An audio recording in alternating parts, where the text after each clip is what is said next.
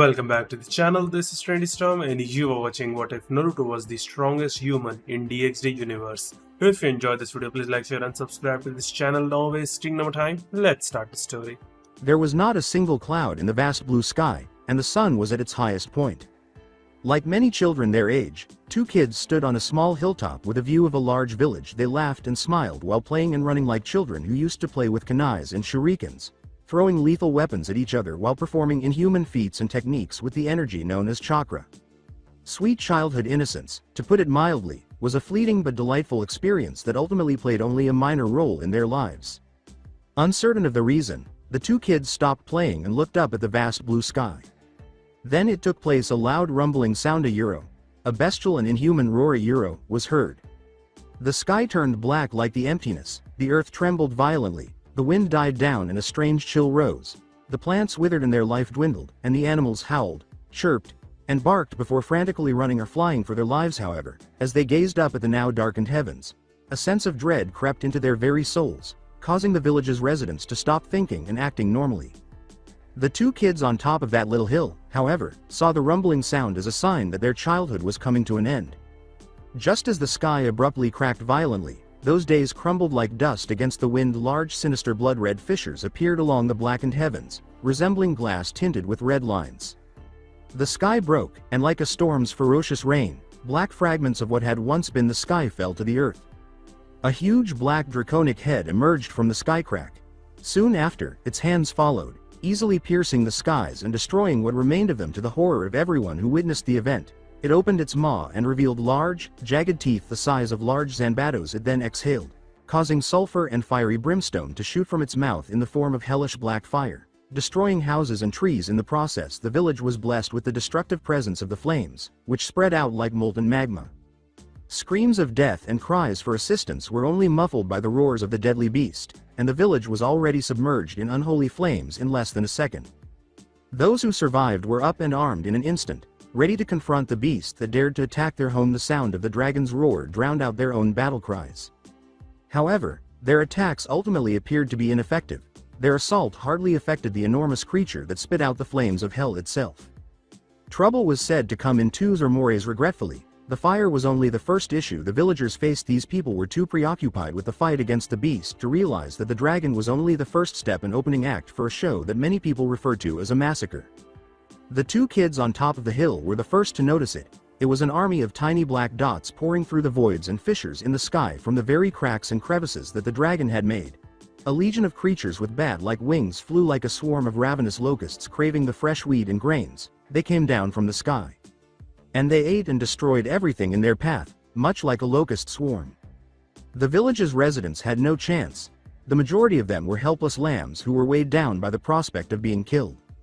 The two children's initial shock was quickly replaced by feelings of fear, rage, and dread as they watched the massacre play out in front of them like the events of a tragic Shakespearean play. Their initial reaction was to run, but where would they run to? They lived in this village in the midst of a sea of flames. Their home and the people they loved and cared for were trapped inside a besieged village, encircled by flying creatures that were destroying everything in their path. When faced with a life or death situation, people unfortunately have a tendency to act irrationally. When one of the children, a black-haired girl, fled towards the village, desperate to ensure the safety of her parents and family, common sense was swiftly thrown out the window and panic quickly took its place. Before long, her playmate was trailing behind her. The voice in his head told him to run, but he disregarded it. After all, he was concerned about his family and wasn't the kind of person who would abandon a friend. The two children fled from the flying creatures that sought their destruction and death, running through the streets strewn with blood and gore, and running through the seas of flames. The two kids were split up in the ensuing mayhem in the village, and the boy with the golden hair frantically reached for the girl with the black hair. However, it was all in vain. As they drifted apart, they made promises to each other that they would meet again, and they immediately agreed on a meeting spot. They could only meet in one location, a location they both knew. They quickly reassured one another that they would survive this ordeal and that this was not the end. Even if they parted ways with the girl, he was determined to fulfill his promise no matter what, and he watched her vanish in the waves of mayhem. The two of them would get out of this hell on earth and he would see her again. Thus, utterly oblivious to what fate had in store for him, the boy balled his fists and gritted his teeth as he ran in the direction of his own house. He willfully ignored the cries for assistance as he ran through the once glorious streets, now covered in blood and gore, looking for the one person he had lost when the mayhem broke out. Usually, he would pause and attempt to assist others, but for the first time in his life, the boy chose to act selfishly. For him, the survival of the people he loved was more important than the survival of those strangers he had never met. The boy had already gone by his house and looked everywhere for his parents, but he couldn't find them. Although he quickly reassured himself that his parents were fine, this almost sent him into an even more frantic state of panic. Ultimately, both of them were among the village's most formidable shinobi. With his mind racing and adrenaline rushing through his veins, he made the decision to make the most of his circumstances. He raided his own house mindlessly, looking for anything and everything he could utilize. Swords, kunais, fuma shurikens, and scrolls are all sealed and kept in scrolls. He even possessed a number of the renowned tri-pronged kunai of his family. In a matter of seconds, he grabbed everything he could and fled his house like a nighttime robber, moving stealthily out of sight to avoid the creatures destroying it. Whoosh! His senses warned him that danger was approaching from above. The boy followed his instincts and drew one of his family's tri-pronged kunais without looking up. He inhaled deeply, steeling himself as his blue eyes grew as cold as ice. The villagers frequently referred to him and his best friend as prodigies. They were the strongest members of their generation and the best of the best. Despite his youth, he was brought up in the shinobi way of life and was trained to fight and kill. He began his training earlier than even his own peers. This was because his own father insisted on it. Ultimately, he couldn't help but thank his father for those painful lessons, whether it was due to his father's foresight or a severe case of paranoia. The boy put 2 fingers into the ground. While crouching, he stretched his senses and lightly tapped the ground. Whatever the dark presence was that entered his body, it felt wrong and was malevolent, disgusting, dangerous, monstrous, and evil. Yes, the best way to characterize it would have been evil. He felt sickened just by their presence because they were so disgusting and evil. He inhaled deeply and experienced a comforting, familiar tingle that felt like a cozy blanket. It resembled a tender hug. It felt natural. It was pleasant. The warm flow of chakra that filled his body and gave each of his tenketsu strength was such a familiar sensation. The time had come. The boy kicked off the ground at a speed well beyond human capabilities, leaving a small crater behind him as he sped forward to avoid being beheaded by a downward slash from the bat-winged creature. The boy would not voluntarily give up and allow the devil to lop his head off without a fight, even though he was well aware that he was by no means the strongest shinobi in the village. For the first time, he turned to face his attacker and saw it clearly, but he refused to accept it as a human. It was a malevolent creature with bat-like wings, a sword, and human skin. It smelled of bloodlust and violence, but above all, it smelled of conceit, a sense of superiority as the boy was gazed down at by its blood-red eyes. That would work for the boy. As he collected and shaped chakra in his right hand, he threw his tri-pronged knife at his assailant, aiming from the creature's face. The creature with the bat-like wing, as expected, sneered and closed its eyes while cocking its head sideways, almost idly, to dodge the knife. Despite avoiding the knife, the creature did not see the boy when it opened its eyes. A big ball of condensed, spiraling chakra smashed against the side of its face before the devil realized what it was. The devil lost the battle because it was too conceited to mount any kind of defense. Organs were smashed and reduced to mush, bones were broken and dusted, and flesh was twisted and torn. The boy used a Rasengan, spiraling sphere, to completely destroy the devil's head, ending its life without hesitation. After killing the creature, the boy let out a breath. He had only employed 2 methods, but both were quite taxing on his body, and exhaustion was creeping in like an unwanted visitor. He was certain that he would have passed out by now if it weren't for the boy's enormous reserves. Additionally, he was aware that this was the first time he had truly killed someone, but he pushed those thoughts to the back of his mind. He knew his parents could take care of themselves, but he was running out of time. He needed to find his best friend so they could escape together. Yes, he made that promise to himself. They'd survive to see the next day. Fortis, it was a burning world. The heavy odor of iron and ash from the tens of thousands that were dying like mayflies on a warm summer day was overpowered by the lingering smell of brimstone and sulfur. As he chose to call them, the young shinobi killed 5 more of those bats. Each life he took had a severe negative impact on his reserves and body. His black pants were covered in cuts and gashes, and his once white jacket was matted with blood and soot stains. Despite his exhaustion and labored breathing, he knew he had to move on. After all, he had a commitment to fulfill. The boy deliberately ignored each mutilated corpse he came across as he ran through the bloody and flaming streets. After a while, his legs led him to a tiny clearing outside the village. It was encircled by flaming trees, and smoke, which smelled of death and hell, hung over the air like a cloud of dark rain. His first instinct was to go here because he and his friend used this location as a training ground. They had promised to meet here, after all. All he had to do now was wait for her, and they would figure out how to get the hell out of here. The boy only needed to exercise patience. He should be able to get by for an hour or two without encountering any difficulties. My oh my euro, so this here is the little troublemaker that took out a few of my servants. The son of a suddenly, a literal sea of flames encircled the training field, leaving no escape routes and only deadly flames as the already burning trees that surrounded the forest burst into even more intense flames. Every fiber in the boy's body screamed at him, telling him to flee for his life as his senses flared to distance oneself as much as possible from the owner of that voice. The voice that came from beyond the flames was calm and gentle, and it instantly intimidated and enraged the blonde boy. Interesting. You would not believe how interesting this expedition here has been. Yes. Destroying through all those barriers and leading an attack to this place was definitely worth it. The boy held a trip-pronged blade in his right hand. His palms were bleeding beneath his fingernails, and his knuckles were white. His rage only made his grip more tightly. Why? The boy inquired, his voice devoid of the exuberance typically associated with a child's voice, but instead revealing steel beneath that one world. Although it was incredibly brittle and delicate, the steel was strong enough to cut down devils. Why? A voice, devoid of any trace of malice but displaying an unusual amount of amusement and mirth, echoed from the flames. Do the ants beneath our feet get a reason before they are stomped to the ground? Nay, reason is only given to those who a person views in equal standing. There is no need to give reason to pests and animals. They should just learn to accept their fate. A fate decided upon by a being of power. A superior being. In this case, the being is me, my companions, and the friendly dragon who decided to help us take down those pesky seals and barriers. The hair on the back of the boy's neck fluttered and his senses buzzed, alerting him to the impending danger posed by the flames. Without pausing to think, he let his body lead the way, allowing him to roll forward and duck just in time to avoid a spike of ice that would have ripped through his throat if he hadn't gotten away. Ho! That is unexpected, but not all too surprising. After all, you carry the blood and essence of him flowing through your blood and veins. At least that was what my master told me. Yes. In fact, he told me of two clans that exists within this nation, hidden from the world by magic's most powerful and ancient among the nation, filled with beings that could freely use chakra. Those of the Namikaze and Uchiha are among the most dangerous. After all, they are descendants of humans that broke the ancient laws of this world.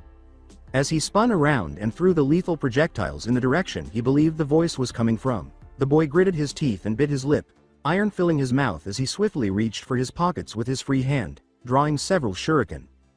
The boy only struck the flames, which caused the thrown weapons to melt rapidly. Not even close. The boy had to avoid another icicle as the voice came from behind him. This time, this one was directed at his chest. However, as ice blasted from the charred ground, any sense of joy or relief at escaping death once more quickly vanished. The boy's body was enveloped in extreme cold, ice covering him from waist to hip. It seems like this is where our game ends. It wasn't entertaining, a waste of time if I do say so myself. Then again, it might be because I expected too much from a child who's barely out of diapers. The sea of flames parted like the Red Sea in the Bible, and from those flames came a figure that resembled a man wearing a butler-like outfit. Its long silver hair, tied in a braid, was undisturbed by the fierce flames, which were moving away as if to avoid the thing. Now then, boy, would you mind telling me where the sage's transcripts are? There's some parchments passed down through your family line. Your parents weren't very forthcoming in answering my questions, but I know you are aware of the location of the item I am looking for. In a last-ditch effort to break free from his frozen prison, the boy threw away the three-pronged blade, but it was also covered in ice. It then fell to the ground and broke, turning into a fine mist of icy dust. Let me go. I don't know what you're talking about, you silver-haired Okama. The man made an exaggerated movement, put his hand on his chest, and backed away as though the boy's words had wounded him. Oh, how your words hurt me so. But alas, I hope you paragraph mark purate better than your parents did. If you do so, I may even let you live. When he understood the underlying meaning of his opponent's words, his blue eyes widened in shock. His parents had been murdered by this heinous creature. His body trembled with anger, disregarding the cold as his soul blossomed with the deepest sorrow. No, you're lying. Tusan and Okama-chan are strong. They can't be gone. No, they can't. You lying, Okama? The man said, his features revealing that he was speaking truthfully. But such is the fragility of human life. They broke so easily. Who knew that their minds were so fragile? Just a slight prod here and there and their minds cracked. Honestly, it was careless of me to do that. Now I have to resort to asking from their offspring about the transcripts. The boy screamed with renewed energy. No, you monster. Even though he had already lost feeling from the waist down. With a calm smile, the devil cupped the boy's chin and tilted it upward, saying, I prefer the term devil. After all, that is what I am. Now will you tell me where those papers are? My master needs them, he needs them badly for his goals. The boy spit out, "Fuck you." In rage, in other words, he literally spit out a big spit and blood blob, striking the devil in the forehead. Surprised, the devil blinked. The devil grinned and put a finger on the boy's shoulder. My oh my. Such a dirty mouth from a foul boy. I remember the first time I cursed like that. My Oni-chan was very unhappy with me. Do you know what she did to me because of it? The devil said. The boy's world exploded in excruciating pain as soon as he felt a finger tap against his skin. He had broken bones, ripped muscles, blood all over the place, and overstimulated pain receptors. The boy's right arm burst into blood with just a tap. The devil took a deep breath, and the sound of the boy's screams was like the best concertos playing in his ears. She beat me up. Such harsh and cruel sisterly love. In the end it was all for the best. Since then not a curse has left my mouth, and I love my sister ever so dearly for it. Ah, how I miss her so much. Ah, now do you feel like speaking, boy? Can you point me to the direction of those scriptures? I would really love for my master to have them, as they may cure him from the slump that befell him since the Great War. After all, it isn't every day that we can acquire information about the other worlds that exists beyond the dimensional gap. Grr f ha ha. What was that? Speak up, boy. The boy defiantly answered, "Foo ha ha cku ha ha." The silver-haired devil looked into the boy's eyes and saw the conviction that few people had there. A pity. Defiant to the end. Such stubbornness is really endearing at times. Oh, to be foolish and young once more. The devil's left hand moved swiftly as it was placed on top of the boy's head, saying, "I guess that leaves me no choice but to pry the information out of your mind." However, a loud voice roared around the flaming clearing before he could force the information from the boy's mind. "Naru." A feminine voice, full of youth and a hint of fear and desperation, echoed from the flames. The devil took a few steps away from the injured boy, his smile growing as he turned to face the flames. The devil turned to face the boy and looked him in the eye once more, and for the first time during their entire encounter, he noticed cracks in the boy's conviction. Oh my. I wonder who that could be. That conviction didn't even falter a little when he didn't have his arm blown off. Tell me where the transcripts are, or from what I'm guessing your little friend will suffer an even worse fate than your parents. The devil raised its right hand, and blue eyes gazed at it horrified. With a snap of my finger I can summon a horde of lesser devils. A horde who would no doubt enjoy both the tastes and pleasures of a young flesh. Would you want to see it? Your friend getting raped and brutalized in front of you? Would you like to watch as she screams in both pain and pleasure until her sanity snaps?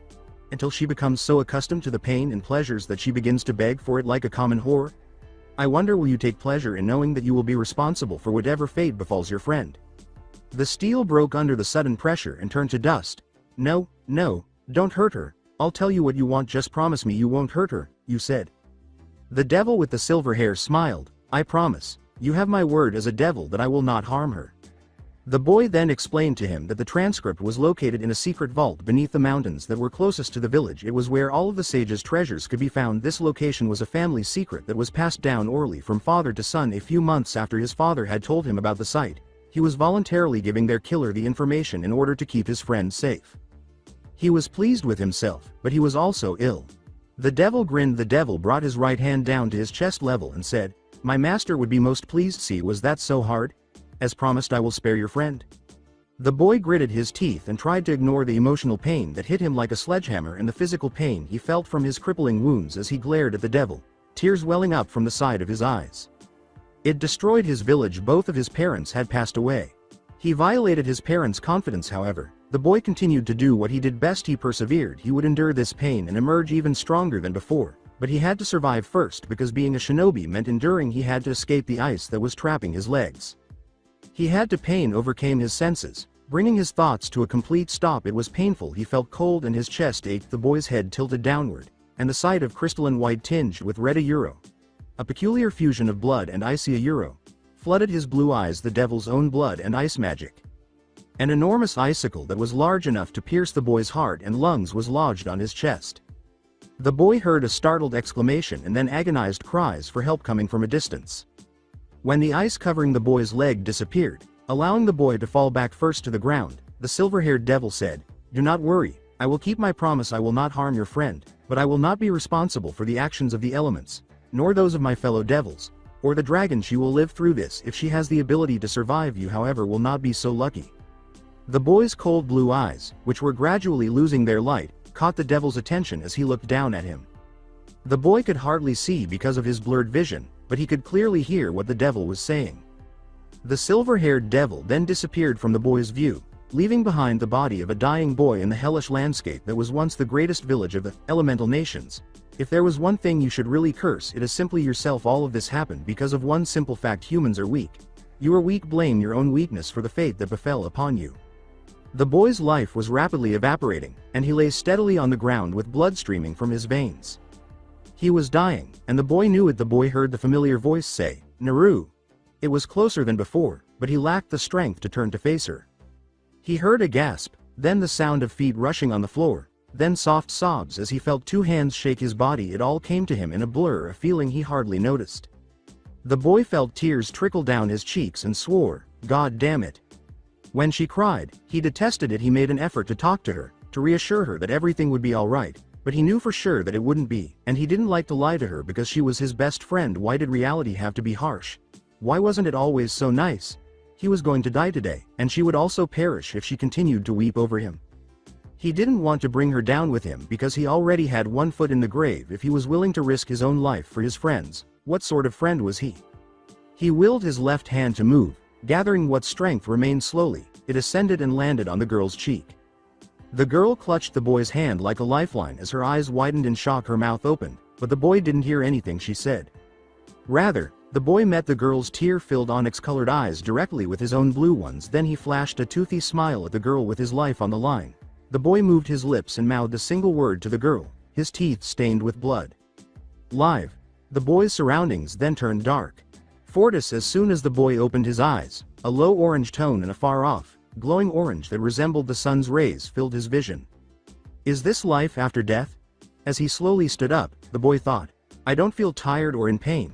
He had never felt anything like it before. He noticed that his right arm was fixed, his chest was free of holes, and all of his wounds had disappeared. When he got to his feet, he also had no more gashes or minor wounds from his previous fights. Never did he feel better, however, in spite of that. The boy placed his left hand firmly on his heart and brought it to his chest. He wasn't feeling calm. His hand was clenched against his chest. Because of his own selfishness, he did nothing to assist those who were being attacked. His parents were killed, so he stole from his own house and prayed for the best.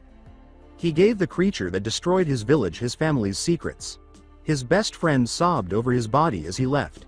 He betrayed his promise to her and died. His weakness cost him everything, including his own life, and the reason for it was that he was too helpless to change anything. Tears were already streaming down the boy's face, but he was unaware of this. The boy yelled, "Damn it, damn it, damn it, damn it," and screamed up at the sky. He failed and died. He was unable to keep his priceless people safe. He did not fulfill his commitment. Perhaps things would not have turned out this way if he had been stronger. The boy heard a gentle whisper, "Do you want power?" In fact, the boy blinked, and his blue eyes looked around him for the first time. Huh? He was standing in a huge field with grass, trees, and a few big rocks scattered here and there from a distance. The orange-tinted sky made the field resemble one of his home's training grounds. Before his eyes settled into the distance, the boy shifted his head from left to right and up to down. The orange sky cast a shadow over a figure sitting atop a large rock far from the field. The young shinobi was able to discern minor details about the man sitting on the rock despite the enormous shadows cast by the orange light. Though he was unable to see the color, he could make out a head of spiky hair. A pair of golden eyes with cross-shaped irises were visible to him. He could see that the man was wearing what appeared to be a cloak, a yuro, not a haori. A black staff was embedded in the ground and protruding from it, and he could see a small sleeping animal, a yuro. Possibly a cat? A yuro? Next to it, or a fox? The boy wasn't entirely certain. The voice was warm, kind, and comforting, but it was also incredibly powerful. "Do you want power?" it asked. He felt as though he was conversing with the devil once more, but this time he felt safe and protected rather than ill. Why was it so sentimental? Before he knew it, the boy answered, "A euro, yes." The boy wondered if he had given the wrong answer during the brief pause, which lasted for a minute or two. "A euro, what will you do?" As he repeated the man's words, the boy cocked his head to the side and asked, "What will I do?" "If you have it, possess an insurmountable of power? I can give it to you if you'd like power comparable to those of beings from myths and legends. With a snap of a finger you could destroy mountains on a whim, you can cause disasters, you can destroy all that stands against you. Murder millions if you wished, so what will you do if you have that kind of power?" Without hesitation, the boy answered, "Protect," his resolve, which had been broken by his encounter with the devil, swiftly repaired itself and became stronger than before. I want to be strong. Strong enough to be able to protect those I care about. I want to be strong to prevent things like this from happening ever again. So yes, I want power. I don't care who you are, even if you're real or not. If you can help me get strong enough so that I won't fail like this again, then I don't care what I need to pay you. Just give me the strength I need, the power that will allow me to be the strongest. Once more, there was a brief period of silence while the man sitting on the rock appeared to consider what the boy had said. Yaria Euro, such a stubborn and selfish brat. Oh, I am not a brat. Others say I'm mature for my age. Heck, I'm not even short. I'm like super tall for my age. A Euro, I didn't say anything about you being short. The boy, who was actually rather short, flinched back as though he had been hit. Jack. A Euro, it's like looking at a mirror. The voice was frustrated, but there was a tinge of laughter. A mirror that makes a person look shorter. Oi, who are you calling short? You. As though he had been punched in the stomach, the boy stumbled back again. He couldn't help but be teased because he was among the shortest people in his age group. Even his best friend, who was only slightly taller than him, made fun of him for being short. Hey Brad, be honest with me, if you get that kind of power, what will you use it for? With his blue eyes meeting the man's golden ones, the boy began. I already told you, I will protect those that I care for, my precious people. The boy was certain that the man was smiling right then, but he could not see it because of the shadows. You know, you remind me of someone. Once upon a time there was a boy much like you. He was stubborn, headstrong, and a bit foolish, but once he set his mind into something he'll never go back until he accomplishes it. He was a good boy. A great lad, although I swear that the person you remind me of is infinitely more handsome and awesome than you are, and will ever hope to be. Did you just praise and insult me at the same time? Maybe. The man sitting on the rock rose to his feet, his features mostly obscured by the orange sky. The man then picked up the staff and woke the little animal by his side by giving it a gentle prod. It wasn't a cat. Apparently it was a small, nine-tailed fox with hands that appeared to be those of a man. Pointing to the little nine-tailed fox, the boy's right hand slowly rose. Is it just me, or those that fox looks weird? I mean, foxes aren't supposed to have hands like that, right?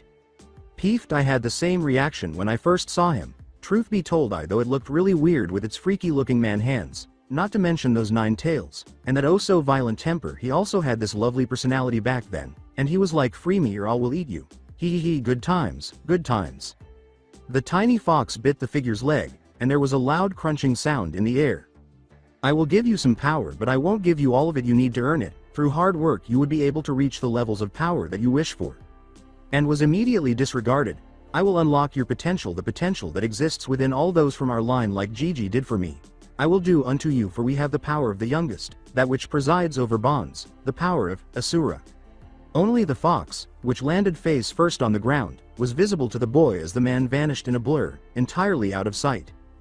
The boy's right hand was clasped against a larger, more grizzled hand that held his hand with the force of a gentle handshake before he even realized it. When the boy looked up, he saw a face that matched the voice, but he had to quickly close his eyes because a huge, intense flash of gold, accompanied by an enormous amount of power that easily dwarfed the boy's own, nearly blinded him. He appeared to be standing close to the sun. After a brief silence, the following words emerged as a soft, gentle whisper. From the second to the one with the potential to become the third. Face and defeat the darkness and you will rise to great heights, and with it you will achieve what you yearn for. Even the most complicated of a dream will turn into reality. The future generation was always meant to surpass the earlier ones. May you be the one, the person to surpass me. The world needs such a person, and if know when you succeed, then you'd be close to achieving the dream that is lingering in the surface of your mind. The man disappeared again as quickly as he had appeared, and this time he was seen sitting on his rock. His right hand was caressing the head of the fox that had been on the ground, while his left was gripping the staff. This is as much as I can help you. Doing anything more will upset the balance of the world and will attract the attention of those bastards. It might even make them get off their lazy asses and come back to the world of man. Let's just hope it won't come to that, or you'll have to kiss your dream and this world goodbye. The man concealed by the shadows of the orange light suddenly gasped. The man's left hand moved from the hand and began making shooing motions, and with it, something that appeared light golden began to flood the field. Your potential is unlocked from now on. Whatever you do is your own responsibility, so you better man up and face them. If you make any mistakes, now go on. Wake up, shoo, you brat. The boy exclaimed. Wait. As a new emotion began to blossom inside of him, his veins throbbed with strength. It was far more powerful, Far more potent than his chakra, his veins seemed to be pulsing with life itself. But only a few minutes ago, he thought what was causing the familiar feeling. What is it, brat? Just who are you? That's. The boy briefly caught a sly smile peeking out from the darkness. That's a secret. A golden light filled and covered the boy's surroundings, and the man on top of the rock disappeared along with the vast field. Fortis, the boy groaned loudly and opened his eyes. After that, he found himself blinking a few times many times, in fact a euro, until his brain finally processed what he was seeing. He was completely covered in dirt, and as far as his eyes could see, there was more dirt all around him. It took him only a few seconds to understand why. He was laid to rest in what was probably his grave. Shishti, the boy found himself instinctively using his chakra to escape his grave before panic could even set in. Chakra did, as anticipated, aid in his self-liberation. However, when he flared his chakra, he did not anticipate that the earth around him would burst outward, leaving a huge crater on the ground. His chakra, which was now golden in color, appeared to move with his body. This is awesome, he exclaimed, scanning his entire body, which was shrouded in a golden cloak of chakra. He would worry about that later. Even though he appeared to be in disarray, instead, he saw a big scar where his wound had been. When he looked down at his bare chest, he then turned to face his right hand, which was back in its proper position and had a simple black circle as a symbol on its palm. Once more, he would be concerned about that strange symbol that suddenly materialized. Dusting his body of the dust and dirt that had once been his grave, he slowly got to his feet. Despite the fact that he had no wounds, his body still hurt and was exhausted. Beggars couldn't be choosers, but it appears that the man he met didn't completely heal him. His life was likely saved by whoever that man was, and he will always be appreciative of that. However, the boy chose not to give that fact much thought. Instead, he looked around, scanning his surroundings with his eyes, and what he saw was, to put it mildly, depressing. The smell of blood was still present in the air, but the remnants of his former village were still engulfed in flames. What worried him the most was that his friend was nowhere to be seen, even though he didn't see any of those devils or that big black dragon. All he could do was hope she lived. At least he could still locate her and eventually get back together if she did. In addition, he had an immature desire to exact revenge on her for burying him. Although it was an understandably kind gesture, it was terrible to wake someone who was dead. If a euro, he will make sure to inform her to cremate him if he passes away when he finds her. Knowing her, she would most likely try to kill him for being foolish and dying in front of her, even if she didn't try to do so right away. For some reason, that seemed more terrifying than attempting to battle the silver-haired devil once more. He scowled. A Rasengan or two in the face won't hurt as much, so he was going to make sure to kick the ass to next week. The next time he saw that silver-haired Okama. Everyone's probably dead. The boy sighed wearily as he began to walk in the direction of his village. A short-term objective already established in his mind, the young blonde continued to walk, dragging his drowsy body along as he made his way to his now demolished village, whispering to himself, "I couldn't help anyone in the end. I was too selfish, and because of that a lot of people died. I'm sorry for that. The least I can do is bury your corpses." He hoped to locate his friend there if she was still alive, that is. If not, he would bury her next to her relatives. She deserved at least that much for enduring him over the years and for being such a good friend to him. A euro. That brazen brat who had no friends and was constantly fighting with other kids, the Namikaze family's heir, and Naruto Namikaze, the neighborhood's shortest but loudest brat. The boy had a dream that would probably take him years or even his entire life to realize as he was walking toward the village that day with plans to bury the dead. It was an innocent wish, but it was also a stupid one. The boy would work hard to fulfill his wish after that day. Naruto paused his stride and raised his gaze to the sky, where the first rays of a new day were waiting for him. The darkness had already vanished. The boy's lips briefly formed a tiny smile, but it vanished a moment later. He pressed his right palm to his chest and closed his eyes, protecting himself from the first golden rays. "I promise to never be weak again." He inhaled deeply, soaking up the chilly morning air that still carried the stench of death. The boy opened his blue eyes, which glowed with an unwavering resolve, and said, "Never ever again." To become the most powerful, a tiny twitching smile appeared on the face of a female flight attendant as she walked down the aisle of the aircraft. Before going back to work and attending to the needs of the passengers on the flight, it would have been time for her break, where she would have had a few minutes to chat and gossip with her coworkers. However, a few complaints from first-class passengers, a few more from business-class passengers, and numerous complaints from the irate and frustrated economy-class passengers interrupted the little time she had for her break. She could hear some of the issue as she went by the first class, and as she went by the business class, it became more apparent what she was going to deal with. However, when she entered the final class, which was at the end of the plane, she was confronted with the full force of a boisterous and unruly voice that could have practically ruptured her eardrums due to the volume of the absurd singing that smashed against her ears. The intensity of the singing actually took the flight attendant by surprise, causing her to recoil and take a step back. She needed a few seconds to gather herself, and as she moved slowly to the final seat at the very back of the aircraft, where the culprit spoke, the sound of her footsteps and gulping was muffled by the unsettling noise. Eyes followed her every step as the economy class passengers, with the exception of the offender, begged her to stop the source of their misery. As she went by, she gave them a wry smile and an apologetic bow of her head, but she offered them no assurances because she was unsure of how to handle the situation without contacting the undercover officers in the business class. As she arrived at the final seat in the last row of the plane's last class, she yelled, sir. There sat a man in his late teens with blonde hair and spikes, his eyes closed and his ears sealed off from the outside world, with a pair of headphones, a long-sleeved orange shirt with black tribal mark designs and a white kanji for fire along his chest matched his pair of tough-looking combat boots and dark blue jeans. He wore a form-fitting, pitch-black coat that was left open to reveal his shirt and the well-defined muscles that were just beginning to show through the orange-coated fabric. If the flight attendant didn't acknowledge that the young man was attractive and that she blushed for a moment or two, she would be deceiving herself. "We are fighting dreamers." He essentially ignored her, bobbing his head back and forth to the beat of whatever song was playing on his iPhone. Unfortunately, he had a terrible singing voice. Takami no Mezashite, aiming high, she tried to ask again, sir? But was again dismissed. Fighting dreamers, Narifuri Kamawazu, fighting dreamers, not caring about appearances. She said, a little louder than before, sir, but was once more disregarded. Fighting dreamers, Shinjira ga mama ni, fighting dreamers, because we believe. She practically screamed, sir, but received the same response. Ali Ali Ali, oh, just go my way, right here right now. From the top of her lungs, the flight attendant yelled, excuse me sir. Her voice echoed throughout the cabin, pushing the class members to put their hands over their ears to prevent further damage. When she received a response this time, a set of sky-blue eyes opened and gazed curiously at the flight attendant, who was panting heavily. The teen's features were complemented by a small smile as the head that held those blue orbs tilted to the side. Yar yar, no need to scream ma'am, you know you're disturbing the other passengers? Once more, the flight attendant's admiration for the young man's appearance completely stopped when she heard his words, and her whole body twitched violently. As courteously as she could, the flight attendant said, sir, if you could please tone your singing down a bit, you're disturbing some of the other passengers.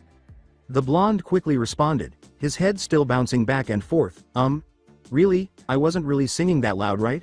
I mean, you were just screaming your lungs off a few seconds ago, and I have to say, if anyone between those two of us is loud, it would be you. Again, the flight attendant twitched. No sir, the people of the first class and the pilots in the cockpit could actually hear your voice singing that song, and you're sitting here in the last row of economy. The blonde gestured casually at the flight attendant with his right hand. Yeah, I'm here in economy, I'm poor and couldn't afford first class, big whoop. Wanna make a big deal about it? Sir, please don't change the subject. She decided to be absolutely honest with the teenager because she was running very low on patience. You were practically singing your lungs out to the point that it actually caused turbulence. The pilots are confused, the people in first class disgruntled, the ones in business irritated, and the people here in economy looks like they're ready to jump off board just to get silence they desperately seek. With his right hand moving somewhat indiscernibly in the direction of the flight attendant, the blonde scratched the back of his head with his left hand. Ahahaha, was it really that bad? He asked. He pointed to his right hand in a manner reminiscent of that one guy with those droids and said, this is not the awesome singing guy you were looking for. Sir, would you please be serious for a moment? With a sigh, the young man in the last row of economy looked at the flight attendant. Why so serious? I mean, I'm really sorry if I come off the wrong way to you, but that's just the way I am. And quite frankly, right now I'm in a pretty crappy mood, and the only thing that's keeping me from blowing up is this awesome song, so yeah, sorry about it, but you can't stop me from singing. Behold the power of the sound of music. The head bobbing grew louder. We are fighting dreamers. Sir, I insist that you stop singing or else Euro. The blonde raised an inquisitive brow. Or else what? After a short while, the young man was handcuffed and surrounded by two burly men who appeared to be Secret Service agents stationed in the business class for extra protection.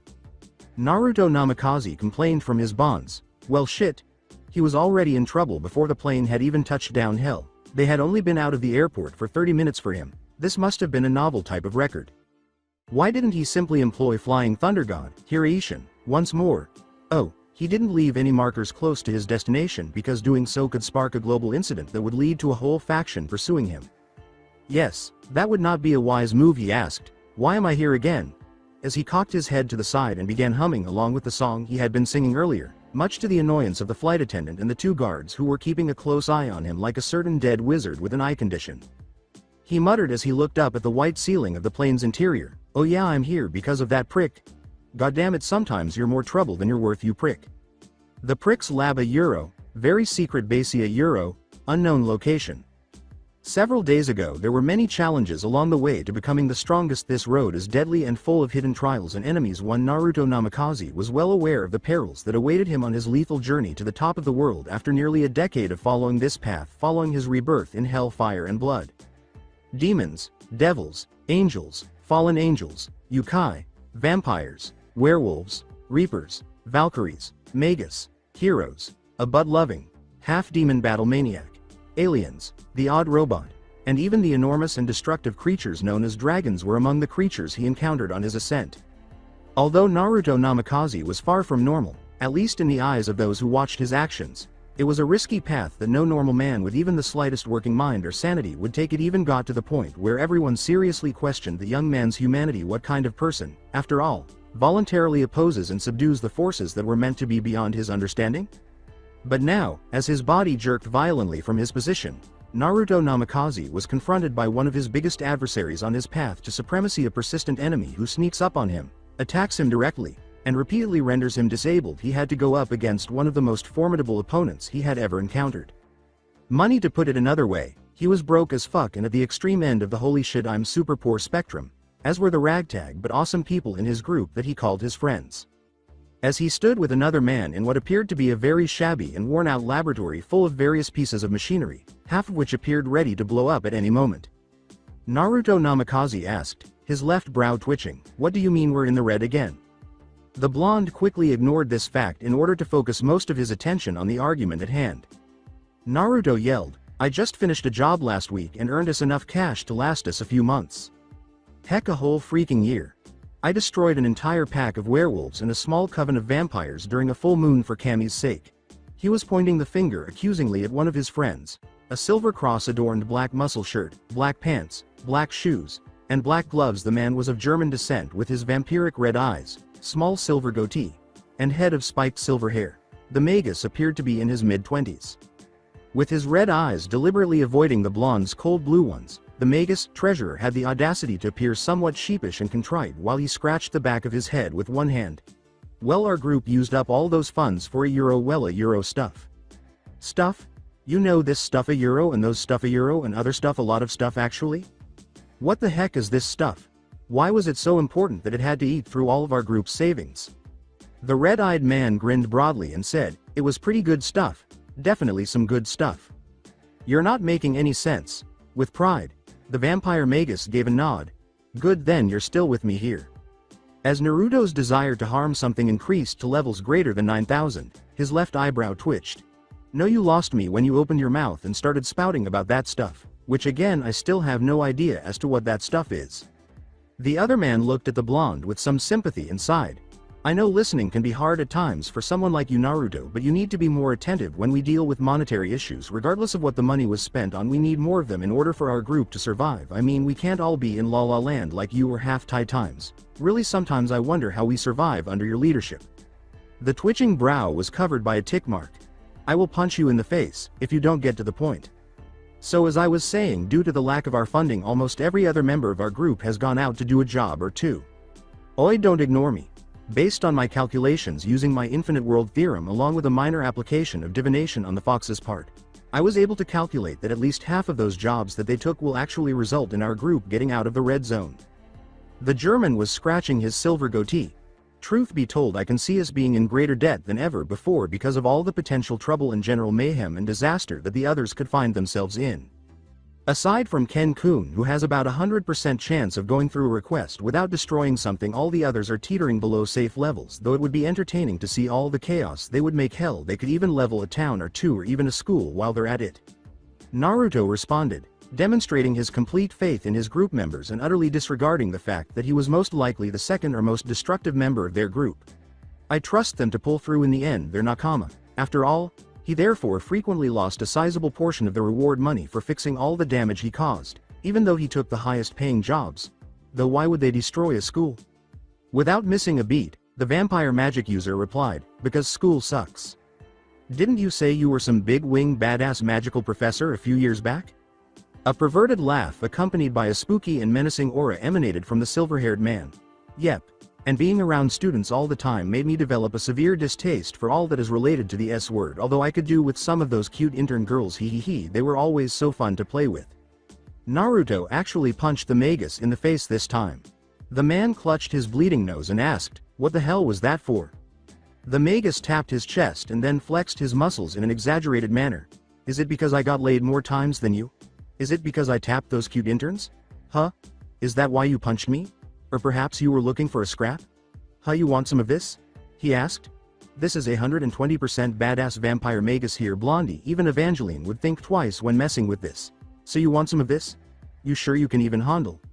His fist broke the sound barrier multiple times as Naruto immediately punched him again. The force of the punch actually made the wind pick up, and the ground beneath the fist's path cracked under pressure, but in spite of everything, the German took the blow that would have killed any other man square in the face and didn't even bat an eye or appear alarmed afterwards. The vampire's cheek developed a bruise, the only indication that the punch had caused any harm.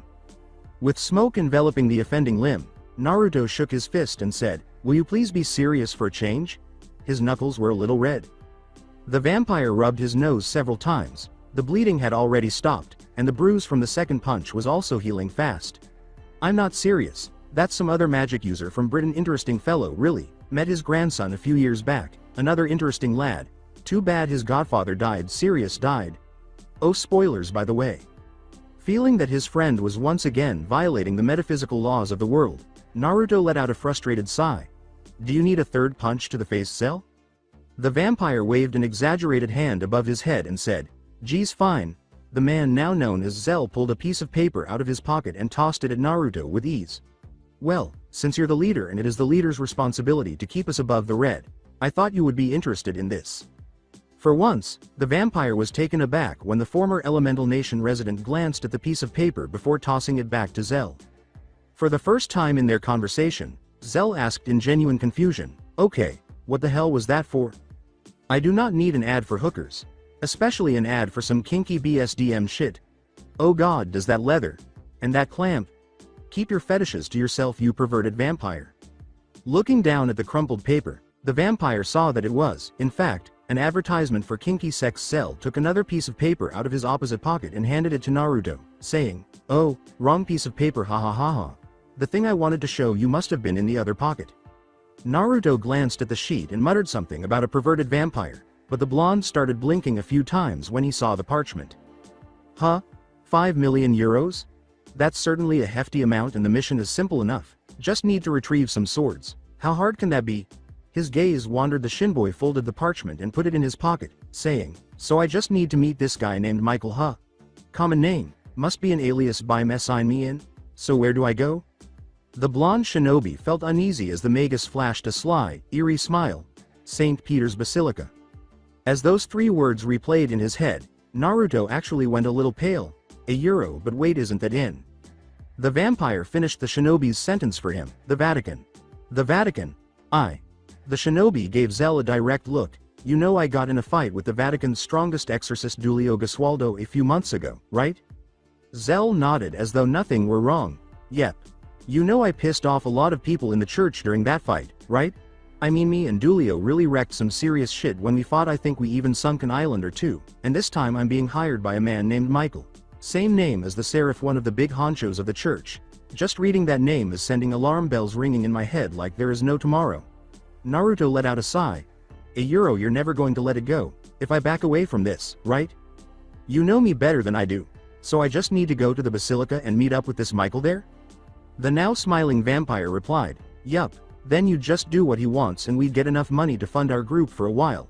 For the Magus, everything seemed to go according to plan. Naruto turned around and began to leave his comrade without bothering to respond, though the prospect of fighting a seraph, someone stronger than Giulio Isayuro, The blind's eyes conveyed the full depth of his feelings, so he didn't need to finish. The idea of facing one of the more powerful creatures in the world, a Euro, just another individual he needed to defeat on his path to the Topa Euro, filled those blue eyes with excitement and pure joy.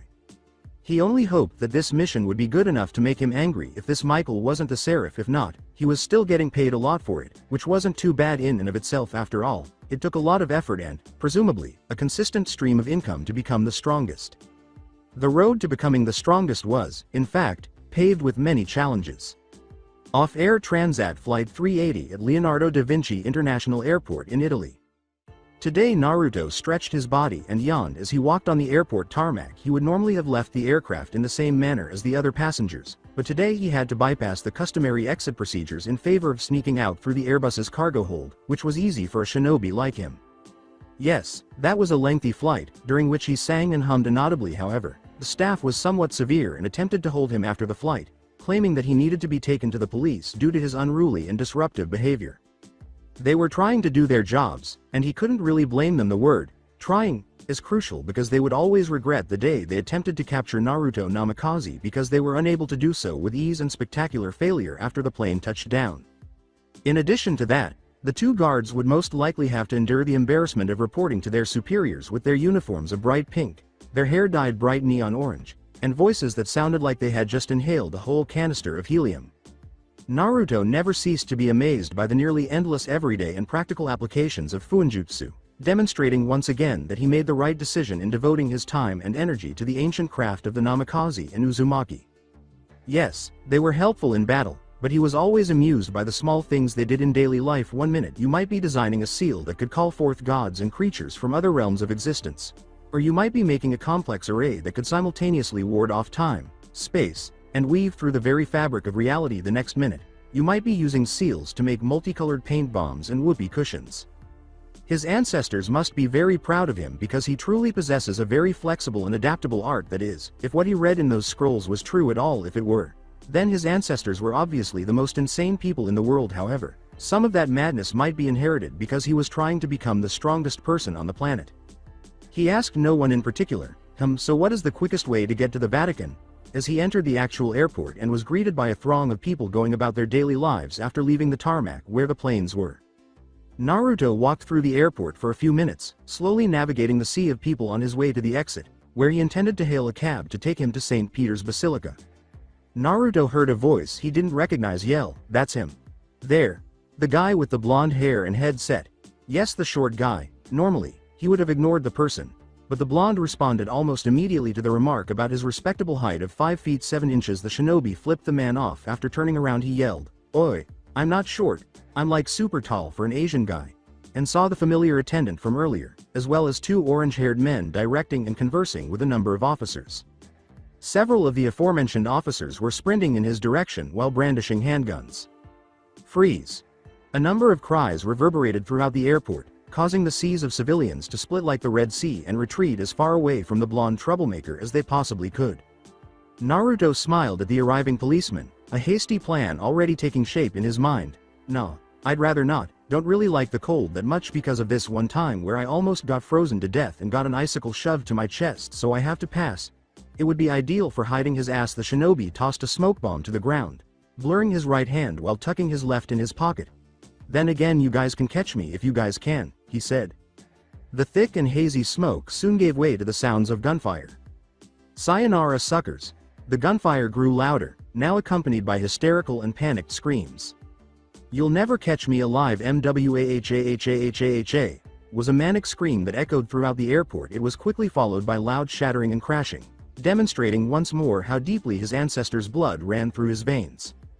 After the smoke cleared, the officers discovered a broken bulletproof window and a mop of blonde hair flashing in the distance as the criminal fled the mayhem he had caused. Airport security officers reacted quickly, requesting backup to pursue the fleeing shinobi. Thus began one of the most bizarre manhunts in Italian history. For one Naruto Namikaze, such an event was commonplace. One of the numerous hidden chambers beneath St. Peter's Basilica in Italy. Candlelight illuminated a room where 2 exorcists in white cloaks waited for their superior. Normally she would have been more patient and tolerant, but she couldn't help herself because there were too many unknowns about this mission. One of the exorcists, a girl with dark blue hair and a single green-tinted fringe, tapped her feet impatiently. They were supposed to work with someone else who would assist them in this retrieval mission in addition to retrieving swords that had been forged from the shards of the renowned Excalibur.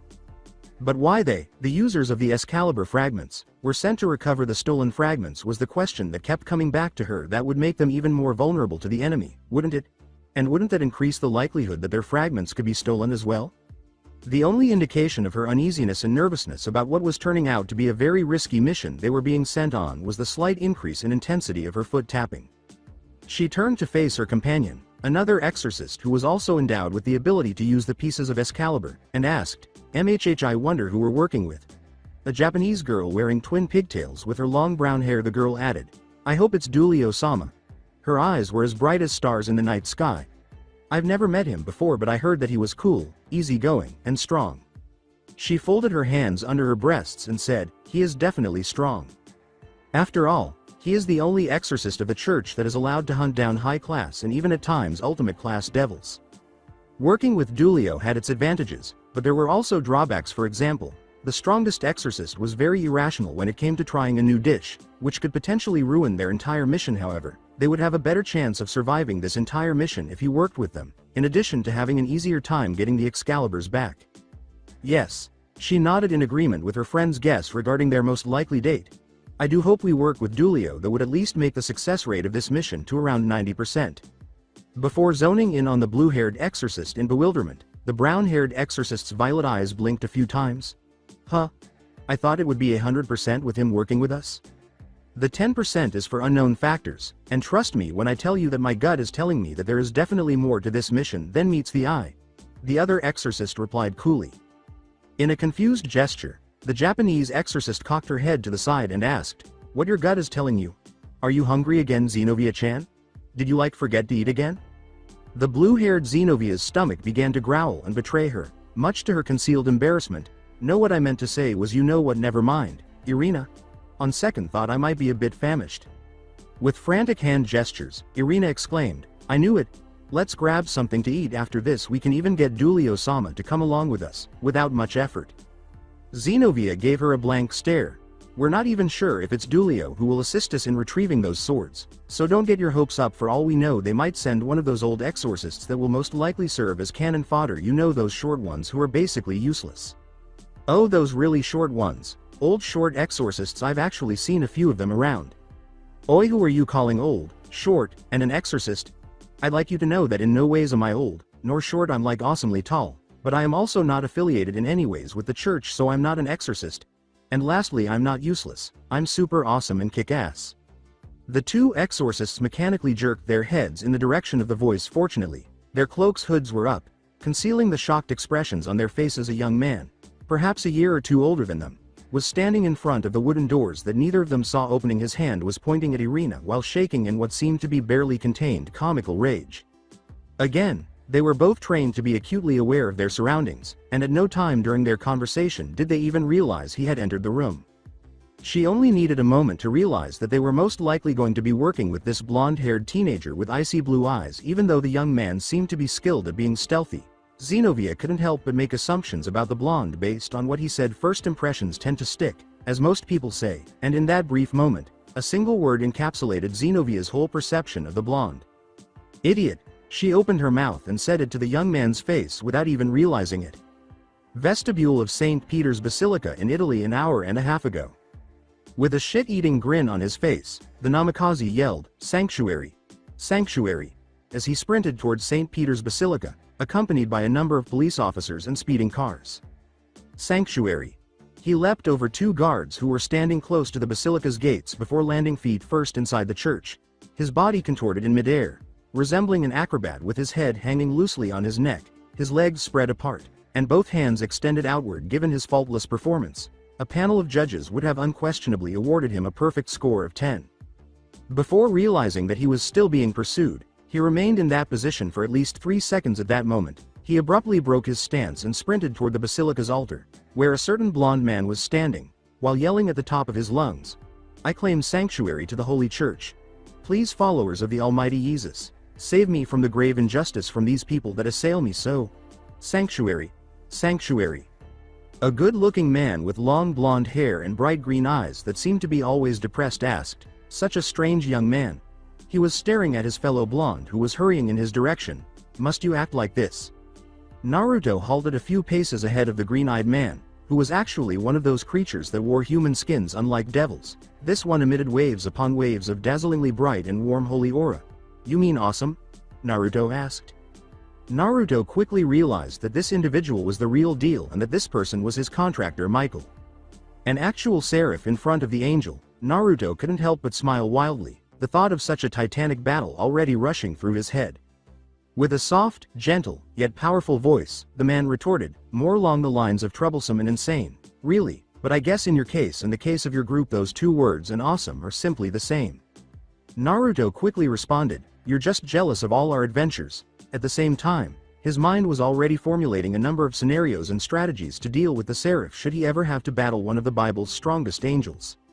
"You mean those dangerous life and death adventures that resulted in you coming to me, a member of the church faction, of the biblical faction, for a job because your group apparently ran out of money?"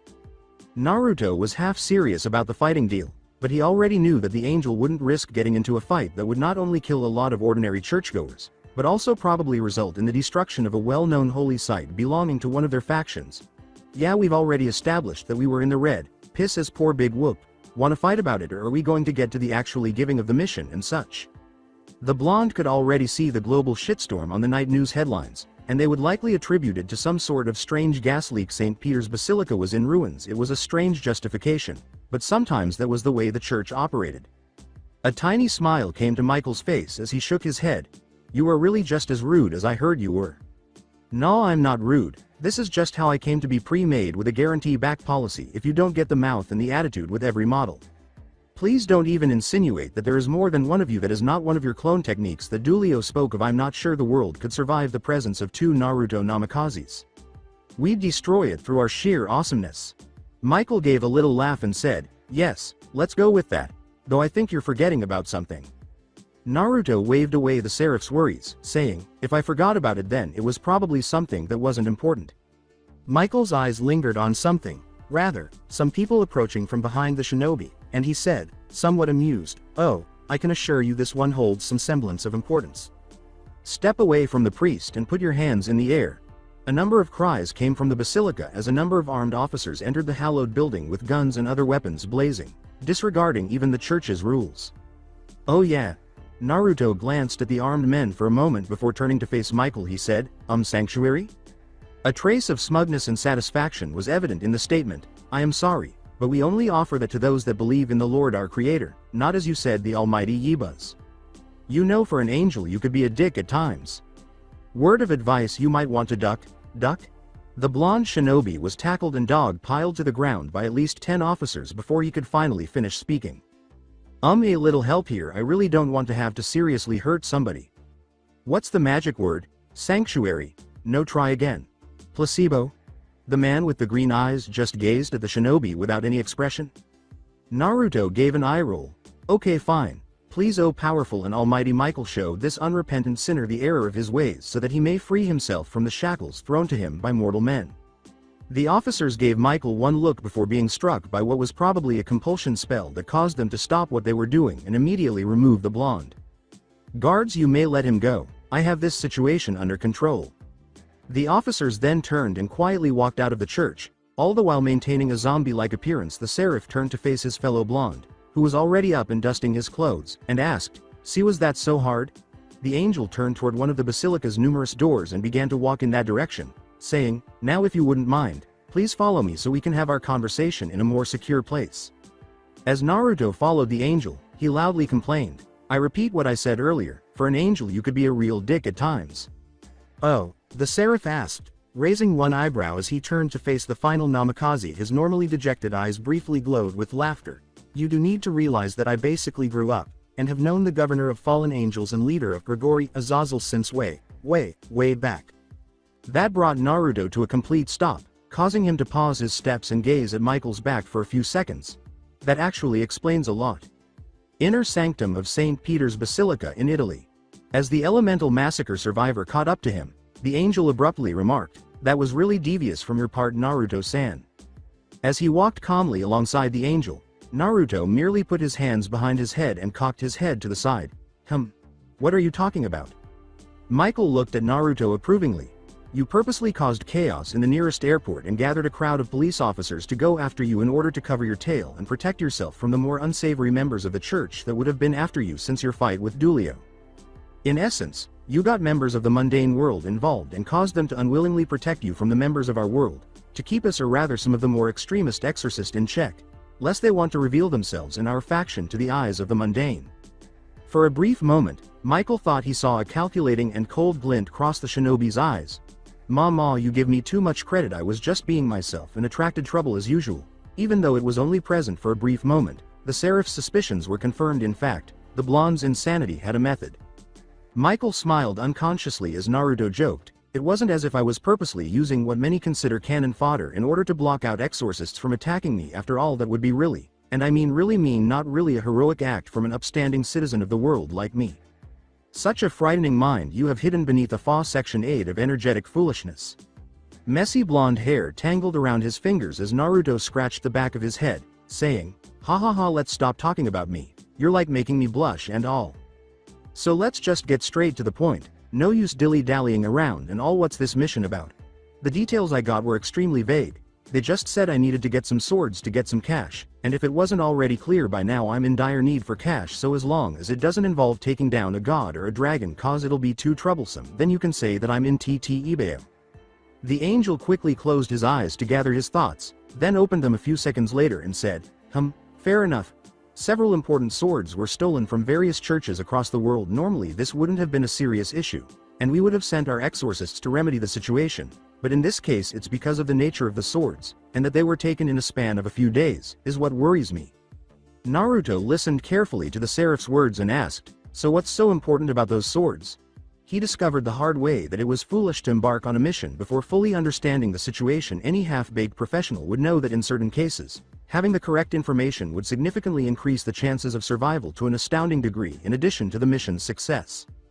Excalibur, the swords that were stolen were all reformed from the fragments of one of the 4 holy swords that God himself created. Excalibur's Rapidly, Nightmare, and Transparency. 3 of the 7 were already stolen. He would have to be living under a rock to be unaware of Excalibur, Naruto said with an impressed whistle. He asked, genuinely impressed that someone was stealing fragments of what was regarded as one of the strongest holy swords in existence. Wow, someone actually had the balls to try to steal those things? Yes, and that leads to another problem. From the information that I've gathered through my own sources and personal investigation, the most likely suspect for the theft is an or a group of fallen angels, one of which a high-ranking member, Grigori, no doubt. And what makes you think Grigori has a hand in this? Whoever stole the swords bypassed and cracked through the defenses and wards which were erected by one of my fellow seraphs. These defenses were made of holy energies and was meant to stop and destroy anyone of non-angel persuasion from taking the swords. But it seems that someone had a strong enough holy power to get through the defenses, and you should know, aside from angels there is only one other faction who wields powers similar to our own. Though the various eyewitness accounts of blurry images of beings with black wings holding one of the swords while heading towards Japan and the black feathers found on the scene also helped me come to that conclusion. With his forehead furrowed in bewilderment, Naruto scratched the back of his head and said, I haven't really talked to the super pervert in a while, but this doesn't sound like something he'd do. It's not just in his MO, since this is swords we're talking about, albeit shards of the famous Excalibur, but in the end Azazel has more interest in playing with sacred gears than actually going around stealing swords around the world. His free hand rested on his chin. Though an act like this, a blatant theft and what can be considered a direct attack on the church, could basically start a war, this could definitely break that non-aggression pact you guys have going on. The angel had previously had a chance to catch a glimpse of the icy, cunning glint that briefly replaced the warmth and kindness of the shinobi's eyes. With a start, he said, Excalibur shards, Grigori. Japan. He thought about the high-priority targets who lived in Japan and swiftly reduced the list to 3 specific individuals. Whoever they are, they plan to forge the Excalibur from its pieces, and with it they plan on doing something really stupid like he said, using it to kill the leader of the Yukai, who are currently allied with the Kamis, thus starting a war between the Kamis of Japan, Yukai, and the biblical faction. Or they could use the strongest holy sword to target the relatives of the Satans, which currently resides in Japan. In any case, it would result in conflict, a conflict that would claim many human lives, similar to what transpired in his former home, and Naruto wanted to prevent it at all costs. Discuss further incentives to accept and finish this mission. It just got serious. Michael's eyes were fixed on Naruto. The alliance between the Yukai and the Kami is basically common knowledge to people who live in our part of the world, but the later one, the information about the presence of those two devils in Japan, is a secret that only a handful knows about. That leads me to wonder, how exactly are you privy with the information, Naruto-san? Knowing is half the battle. Information is power, and for someone who's aiming to be the strongest in the world, such things are necessary. That didn't really answer my question. Well, the other half of battle is killing or beating the crap out of your enemy, but from the look you're giving me, I'm guessing that's not what you wanted to know. But if you really want to know, the guy who gave me the information was the same prick you grew up with. Michael looked accusingly at Naruto and said, that a euro actually explains a lot, and from what I've gathered you worked for Grigori at times. Hey, a guy leading a super awesome group has to earn his keep somehow, and doing jobs for any of the big wings factions out there is a really good way of making money. You should see what Odin pays when he wants something done. Heck, he even tried paying me with one of his Valkyries, but sadly I had to refuse since that one was moody and was a really piss-poor drunk. A tiny laugh slipped from the seraph's mouth. As entertaining as it is to talk about the various eccentricities of some of the gods out there, I really do think that we may have gone way off topic. Hi, a euro. Naruto released the hand that was holding his chin and let it fall into his pockets. Naruto closed his eyes and allowed his mind to do its magic, recalling every member of Grigori he had ever met while working with the group. In any case, whoever is behind this thing wants to start a war, but no, not with the Yukai or Kami. The person planning all this is hoping to reignite a war between the three factions. In an instant, his mind reduced it to a single name. His eyes were still cold when he opened them. He only had a passing encounter with the fallen angel after finishing a job for Azazel, but the person most vocal about waging war once more, and is also a part of Grigori, it can only be that guy. That person exuded violence and bloodlust, a creature that craved conflict and war. Kokebiel is behind this, isn't he? Michael clasped his hands behind his back and said, it seems that we have reached the same conclusion, and I'm afraid you hit the proverbial coffin right on the head. When Michael gave him a slight nod in answer to his query, Naruto smiled and said, Kokebiel, that guy's pretty strong, right? Yeah, I accept this mission. You don't even need to pay me extra for going against Kokebiel. The price for the retrieval of those swords is a good enough payment for me. That's good to hear. It seems the stories of your bravery were not exaggerated, to say the least, but are you truly confident that you could take him on? After all, a human would always be at a disadvantage when up against beings like us. Naruto shook his head and said, hey, story of my life. If I gave up every time I found myself at a disadvantage, then I would probably dead several times over, and to be honest, I think you guys have it all screwed up. What do you mean? The blonde's voice had a steely edge that made Michael, of all people, blink a few times. In my opinion, beings like you should actually fear humans. Oh my, that is such a bold proclamation. Would you kindly share the reasoning behind those words? It sounded like an interesting question, but in reality, it was an order from a being near the top of the world, not even a request. Potential, was Naruto's flip response, but the Eja Euro, a very dangerous Eja Euro, remained. We are stubborn, we move forwards despite all the hardships and shit you guys throw at us. We continue to grow and move one while you and others like you stagnate as you sit on your laurels, and when we reach the pinnacle of our strength, we find ourselves standing by your sides as equals, or even possessing power to slay those who stood above you. The gods themselves can fall to the hands of mortal men. You mythological beings fear us and our potential. That's why you guys hunt us down, turn us to your sides, or flat out kill us in order to hinder us. You fear of what we could become. As they proceeded down a flight of stairs and down a corridor lit by candles and torches beneath the church's inner sanctum, a tense and silent atmosphere enveloped the two. Finally breaking the silence, Michael said, you are a very strange man, Naruto-san, a very strange and dangerous man. He was looking at the man he had hired to retrieve the swords in a new but foreboding way. The tension persisted even after the silence was broken. Finally doing his part to ease the tension, Naruto smiled at the angel and said, I've been called a lot of things. By the way, am I supposed to be working alone? A gentle baritone voice filtered through a nearby wooden door before the seraph could even react. We're not even sure if it's Dulio who will assist us in retrieving those swords. So don't get your hopes up. For all we know, they might send one of those old exorcists that will most likely serve as cannon fodder. You know, those short ones who are basically useless. Another voice, higher pitched and more feminine than the first, came from the door and said, Oh, those really short ones. Old short exorcists, I've actually seen a few of them around. Naruto stopped, froze, and gazed at the door. Did someone just call me old and short? Michael closed his eyes and gave a small laugh. Well, I suppose that clarifies your query, Namikaze-san you will be working with.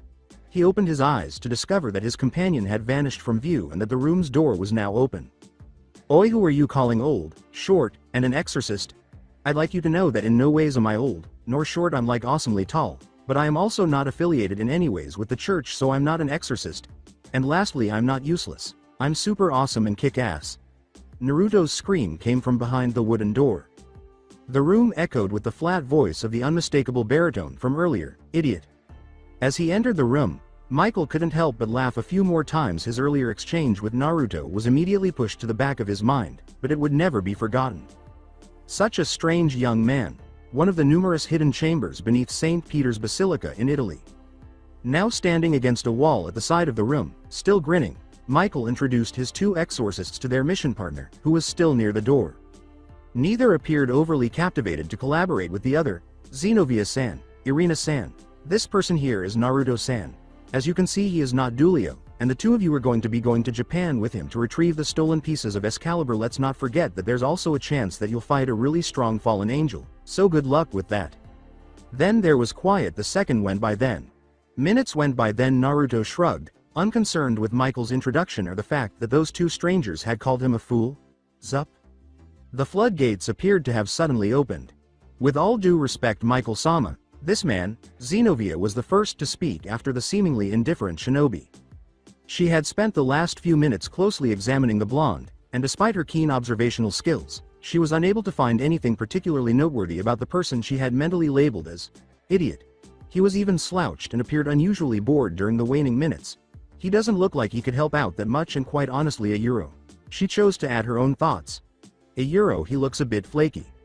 Irina added her 2 cents to the conversation, not even noticing that the blonde suddenly looked all the more serious and twitched violently upon hearing the words flaky and short. Yeah, he does look a bit flaky. He's on the short side too. I really hoped that Dulio-sama was going with us today, but it seems that heavens didn't answer my prayers. Zenobia looked at Irina and nodded, saying, indeed. He doesn't even look as if he could put up a fight. He looks slouched and appears to lack of any semblance of a stance or any sort of combat presence for battle. He neither possesses a great amount of magical power of some kind like mages, or even the normally noticeable power that radiates from a sacred gear. Irina continued to nod in Zenovia's direction. Yup, he looks pretty weak. As Michael anticipated the next words that would emerge from the exorcist's mouth, his eyes were already gradually opening up. He has, of course, heard stories about Naruto, some of which even came from Dulio, his most trusted exorcist, who claimed that there was a single word that no one was allowed to use to characterize him. When she finished her sentence, he was certain that a simple 4-letter word would cause chaos. Unknowingly adding fuel to the fire, Zenobia added, yes, though I am not one that often judge people by their appearance, he doesn't really present himself as someone who would be helpful to this mission. In fact, Michael appeared somewhat alarmed as he turned to face the abruptly silent Naruto, whose eyes were obscured by his hair. The blonde's once easy stance had vanished, and he was now standing erect, poised to respond at any time. Before this meeting, he ought to have given the girls a briefing on Naruto, but even an angel like him is prone to errors and forgetfulness. Weak, huh? Those words sounded as cold as ice, and it seemed as though the room's temperature had dropped a few degrees.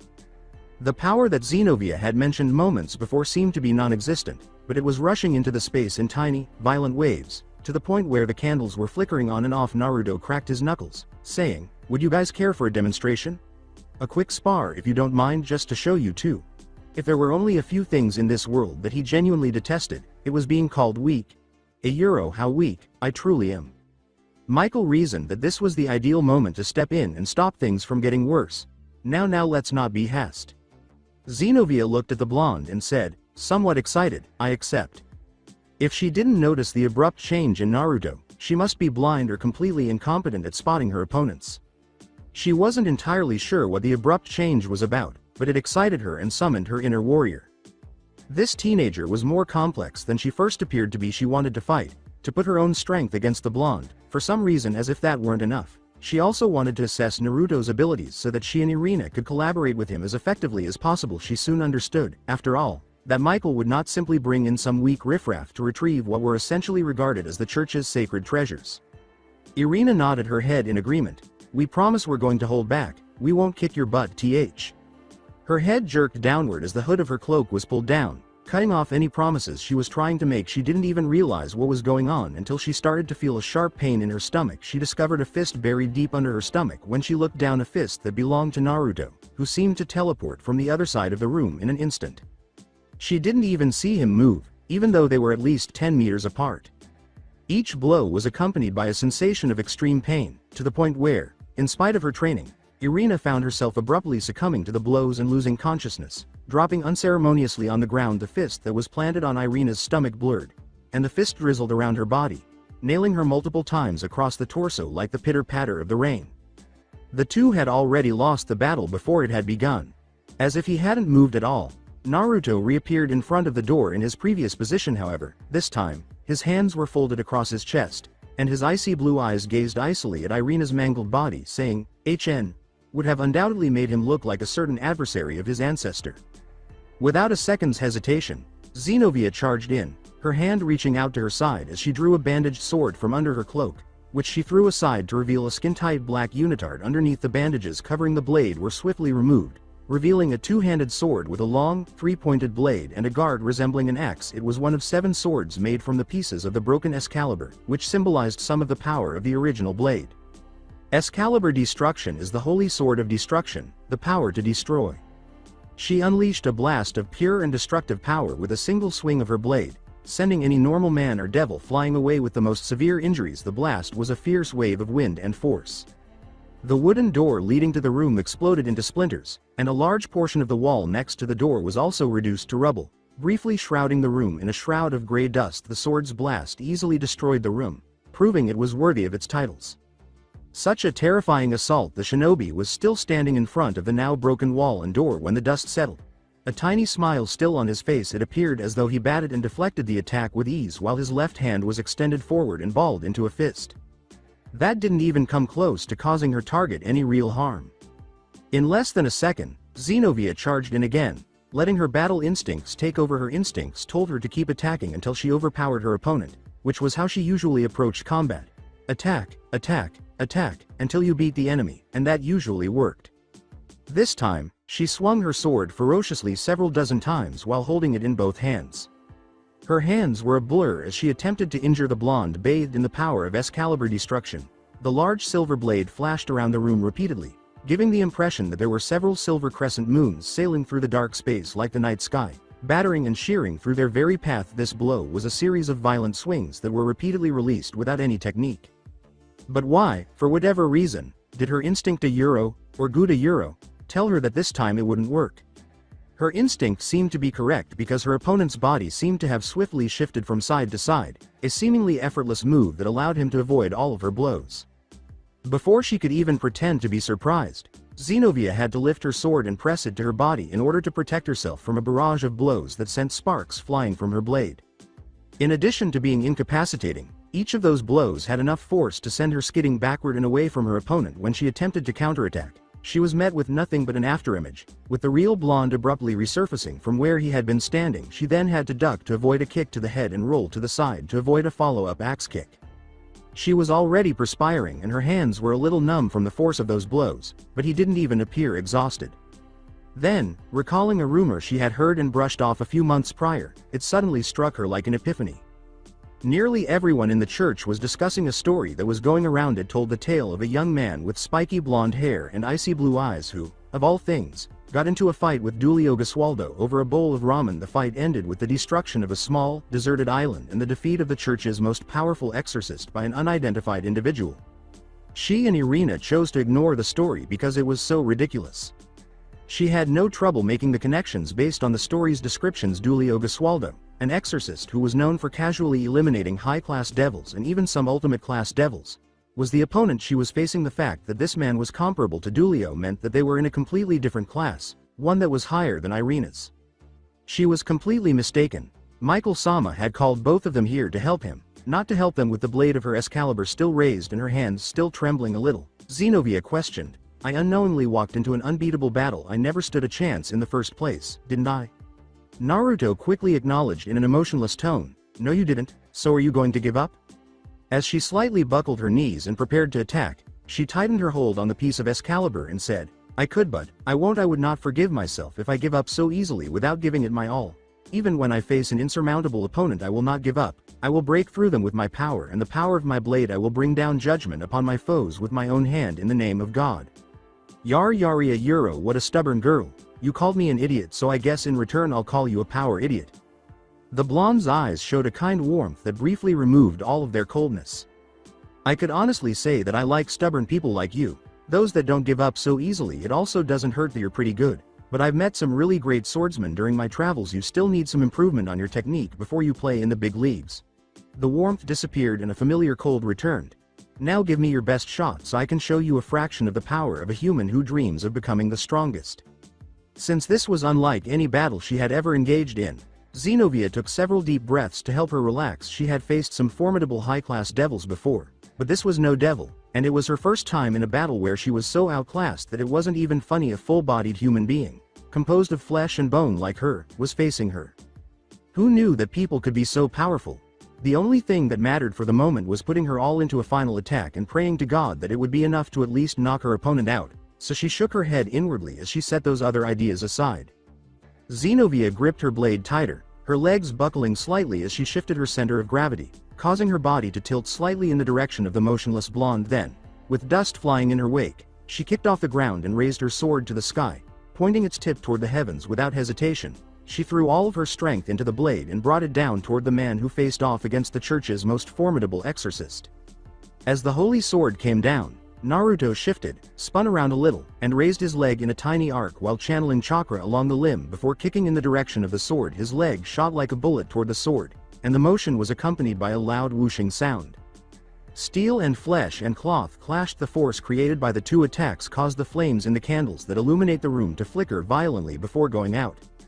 Michael's face was immediately pressed against the palm of his hand as he stood to the side, away from the fighting. As the battle between Naruto and Zenobia came to an inevitable end, the Seraph muttered to himself, "Wasn't fast enough to stop this all from happening. Euro was too curious about his abilities, so I allowed it to continue. Euro Naruto-san got too carried away. Euro stupid Michaela. Euro stupid Michael." And in spite of everything, the steel was unable to pierce the flesh and fabric. Naruto Namikaze's kick was powerful enough to genuinely halt Excalibur destruction thanks to chakra and sheer physical strength. It was evident from the expression of surprise on Zenobia's face. How?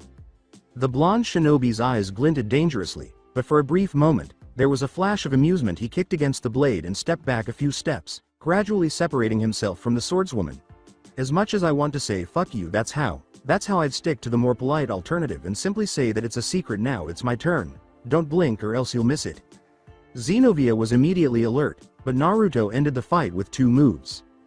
The first step made it possible for Naruto's body to move like a river, navigating around Excalibur destruction and effortlessly passing beneath Zenobia's guard before striking with ease. With his legs apart and his knees bent slightly, Naruto delivered a chakra-enhanced dual palm strike that nailed Zenobia in the middle of her chest, between her breast and her stomach. The second step allowed him to firmly plant himself on the ground, which cracked beneath his step.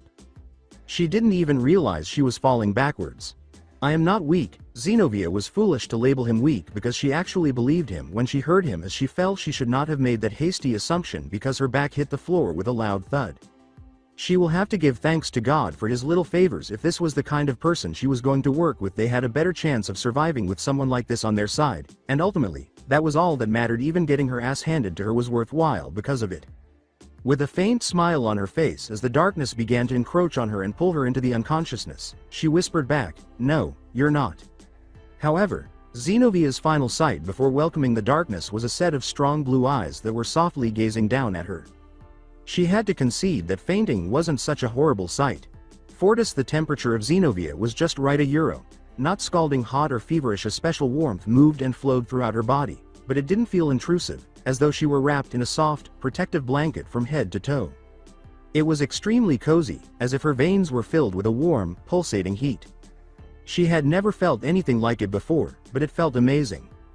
It was energizing because her body was not in pain or suffering from any injuries or illnesses. It was just natural. A pair of brown eyes opened slowly for a moment, catching a hazy glimpse of a golden light emanating from someone standing or was it sitting or kneeling near her?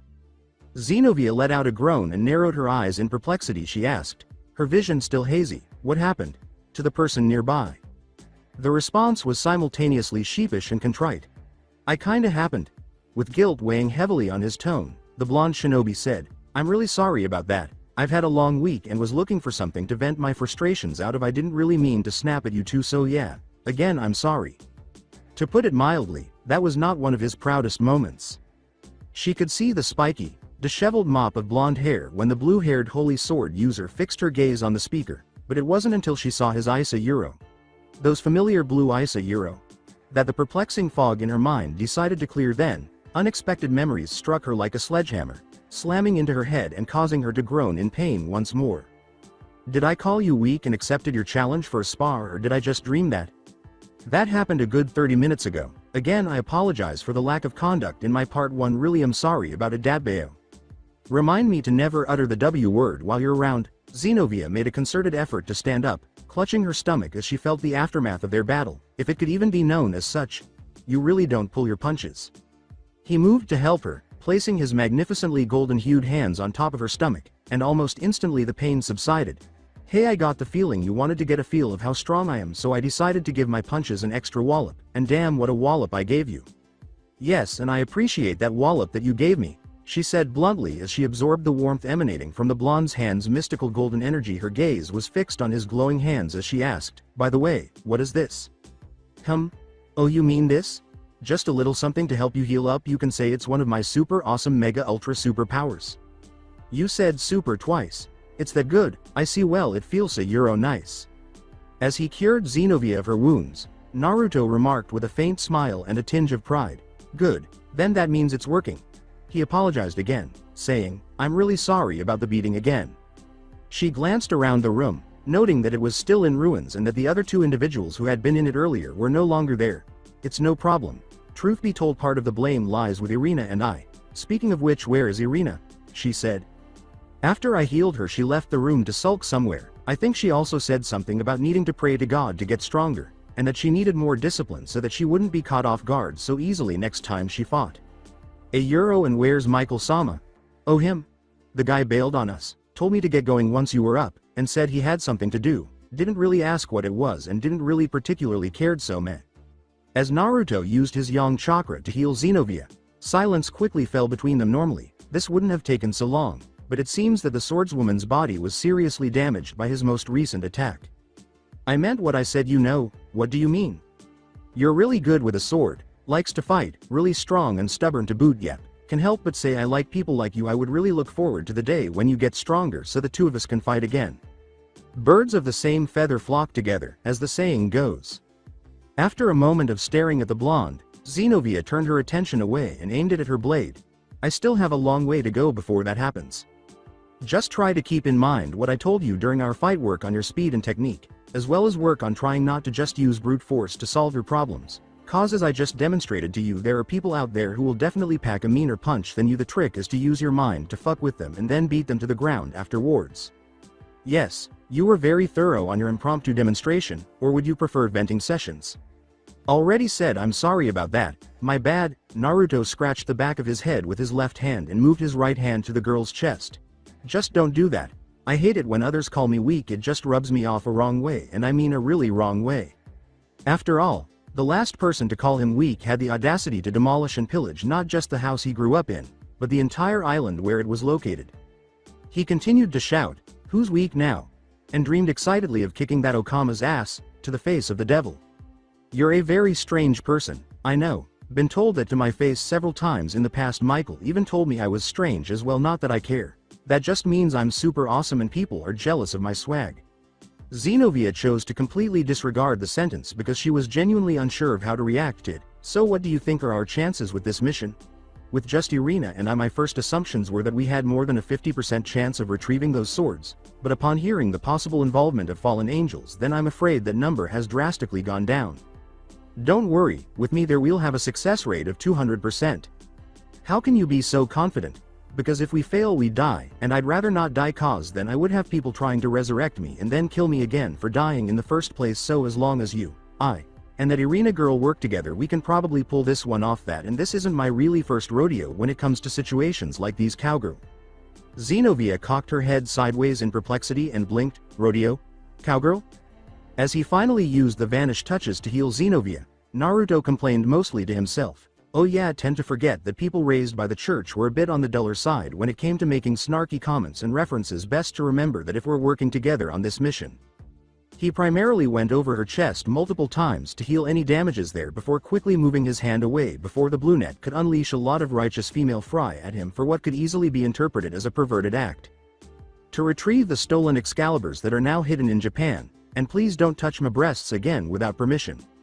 Although his eyes gleamed with mischievous intent, Naruto lowered his head slightly in apology, saying, "Hee, sorry about that, they were rather firm and nice, so good for you." Whoa. He has already apologized more times in this exchange than in the whole previous year. Who knew he was capable of that? In an attempt to steer the conversation in a direction that would cause him the least amount of physical harm, he asked, "How are we going to Japan, anyways?" "We're going to take a plane, like a private one owned by the church?" Knowing Michael-san, then we're most likely taking the economy class flight in the nearest airport. Wow, that sounds surprisingly cheap. Well, it would be fine. We of the church do not like to splurge money when not needed. The church was paying Naruto a lot, so they probably needed to make some cuts. He scratched the back of his head with a slight smile. He rose slowly from his position next to Zenobia and said, You know, I feel like I'm forgetting something, but if I'm forgetting it then it must not be that important. So now you're all healed and ready to go now. Chop. Get up and let's find Irina, so not only can we get those swords back but also get enough cash to get my finances in order." Finances? One of my greatest enemies? Main terminal at Leonardo da Vinci International Airport in Italy? As she watched the resulting chaos, Zenobia casually remarked, "You truly are a strange one, Namikaze." From behind Zenobia, a smiling Irina chirped, "We'll see you in the flight, okay? Just don't be late." She believes that God has already granted the blonde his rightful deserts in response to her prayers. Naruto watched as the two Excalibur users swiftly moved away from him, complaining, "Oi, don't tell me you two are going to or just going to leave me here. What about all that teamwork and camaraderie stuff? Wait, is it because I kicked your cute ass? It's gotta be because I kicked your asses?" They disregarded him, but he could tell by the brief look in Zenobia's eyes that this was retaliation for the unholy beating he had given the two exorcists. Naruto folded his hands behind his head and gazed up at the sky. The sight of at least a dozen police officers, soldiers, and security personnel of various types encircling him in a perimeter and pointing their guns at him made him swear, "Oh karma, you sadistic bitch. Kneel on the ground and put your hands on the back of your head." With his iPhone playing a new song, Naruto couldn't help but snap back, "That's what I told your mother last night." As he put his headphones on, this made his head bob back and forth again, whistling along with the song, oblivious to the fact that his singing and music were the reason he ended up in this mess in the first place. As bullets flew from the guns like raindrops, they uttered the words, "That's it, everyone open fire." Gunpowder and death in a violent, pelting rain of metal. As he prepared to deal with the guards, slip into his waiting plane, and continue with the whole, keeping a war from breaking out thing, Naruto couldn't help but remark casually, "The things I have to deal with to get paid." He didn't even consider using Hiraishin, Flying Thunder God, to return to Japan. After all, where was the fun in that? Unknown location. Take a breath. Naruto was standing in a large, open space with a white marble floor. The ceiling was absent, and the sky was dark. One of the many blessings he received that day was a source of power that would undoubtedly aid him in his quest to become the strongest. This room was unique, a hidden location that only he knew about. It was also the most difficult skill he had to learn. There were a number of mirrors in the room, actually a euro, all of which showed images of legendary creatures with tails that went from 1 to 9. A two-tailed cat surrounded by bluish-black hellfire, a three-tailed turtle surrounded by waves and a powerful carapace, a large and majestic four-tailed monkey that breathed ash and fire, and a large brown one-tailed raccoon with bluish markings were the only four-colored mirrors among the 9 stunning and majestic mirrors. His mastery of this ability peaked with these 4. His ultimate power was limited to these 4, his present limit, which he hopes to exceed. Let out a breath, he closed his blue eyes and sat in the lotus position, but he was still able to see everything. It was a world unlike any other, and it was just his world. The vivid landscape was and will always be found in the deepest recesses of his mind and soul. The world changed. A kaleidoscope of colors and light encircled his body until he was facing a large mirror that was still gray and showed a picture of a large horse galloping across a field with 5 tails flapping on its back while surrounded by steam. Take a breath. The shinobi allowed his thoughts to wander in the direction of the mural, lingering there until he detected the faintest indications of what could only be called a pulse at first. It was weak, a euro. Just a few faint beats coming from the mirror, a euro. But it passed quickly as the presence grew 1,000-fold. The gentle beats became thunderous booms. Sensitivity, a life from another creature that persisted in his very being, emerged from the mirror. Then it began to take shape. Breathe out. An enormous amount of energy rushed out of the mirror, threatening to submerge him like raging waves. The sensation that enveloped his body was so intense that it made him want to squirm or scream in agony. However, he remained motionless because this was his sanctuary and his thoughts, and he did not like to appear weak by giving in to another being here. Even when a searing layer of steam covered his body, he dared not move or express discomfort because of a combination of his stubbornness and his complex to be the strongest. He would be damned if he displayed weakness here, as this was his territory. Take a breath. Even when he sensed the overwhelming presence in front of him, he would not flee. Instead, he would face it head on and look it in the eyes, just like the others before him. He then stared at it. When the steam subsided, a huge figure took the place of the mirror. In front of him was a big white horse with a face that resembled a dolphin's, but it had 5 tails instead, each of which waved while generating an absurdly high volume of steam. However, that was not what attracted the teen's attention at Euro. Quite the opposite. Euro. Rather, it was the beast's essence of unadulterated power. There was no question in his mind that this 5-tailed creature was a powerful being, regardless of its appearance. The two met and stared at each other for a few seconds without flinching or faltering, and there was evident respect between the two beings for a brief moment. However, the white creature's face soon took on a solemn expression in its place. Its body and maw remained motionless, but the blonde's ears heard its words, which were as strong and profound as the others. The big creature paused and met Naruto's eyes, saying, "It is not time yet, young one. You are still not ready to inherit my powers. Shikaku, Matabi, Isobu, and Sun may have given their powers to you, but I know that you are not yet ready, a Euro and the rest." As the mirrors seemed to hum in response to the 5-tailed creature's words, the other 4 mirrors emerged from beyond the burning mist, each glowing with eldritch powers. A Euro. So many that they flooded his mind with power that it threshed to shatter it into pieces. "A Euro agrees with me." With as much composure as possible, Naruto asked the powerful beast, "Why is that?" Without showing any emotion. "You do not acknowledge it, that which exists within you, those thoughts that creep and linger from the side of your eyes. Either acknowledge its existence, let it go, or find the in-between." My old friend went with the former, and he projected it unto the world. The cause and effect were the same. It could not be avoided, that which led to his downfall, and the downfall of many, and I wish it doesn't lead to yours. A pair of perplexed blue eyes gazed at the massive white creature, his mind already exerting every effort to interpret the behemoth's words. "Is this about a Euro?" he asked, placing his right hand on his chest and blinking in realization. "A Euro, but I already regret it. You know, that part of my life, my misspent youth, I've already moved on and never looked back." The big horse gave a headshake. "And that is why you are not ready. You chose to ignore and delay the problem rather than deal with it. If you ignore it, it shall fester and grow. It will erode your very being and turn you into a Kree unknown currency Touré bereft of humanity." The beast's maw finally opened, and a lot of steam erupted, easily covering the teen's surroundings. "You will come back when you are ready. Until then, young one." The beast then made its way back to the mirror and disappeared with the steam. Naruto remained seated in the lotus position, his body and hair matted with perspiration, his clothes rumpled, but he was unfazed to sit in front of a powerful being. He knew that if he had gotten in touch with one of the 9, something like this might have occurred when he first met Matabi and Sun. The same thing occurred. He had to learn the answers to their queries, or, in the cases of Shikaku and Isobu, beat the living daylights out of them in order to acquire their powers. In actuality, the former was more challenging since their assignments frequently called for him to examine himself closely and admit his weaknesses in order to become stronger.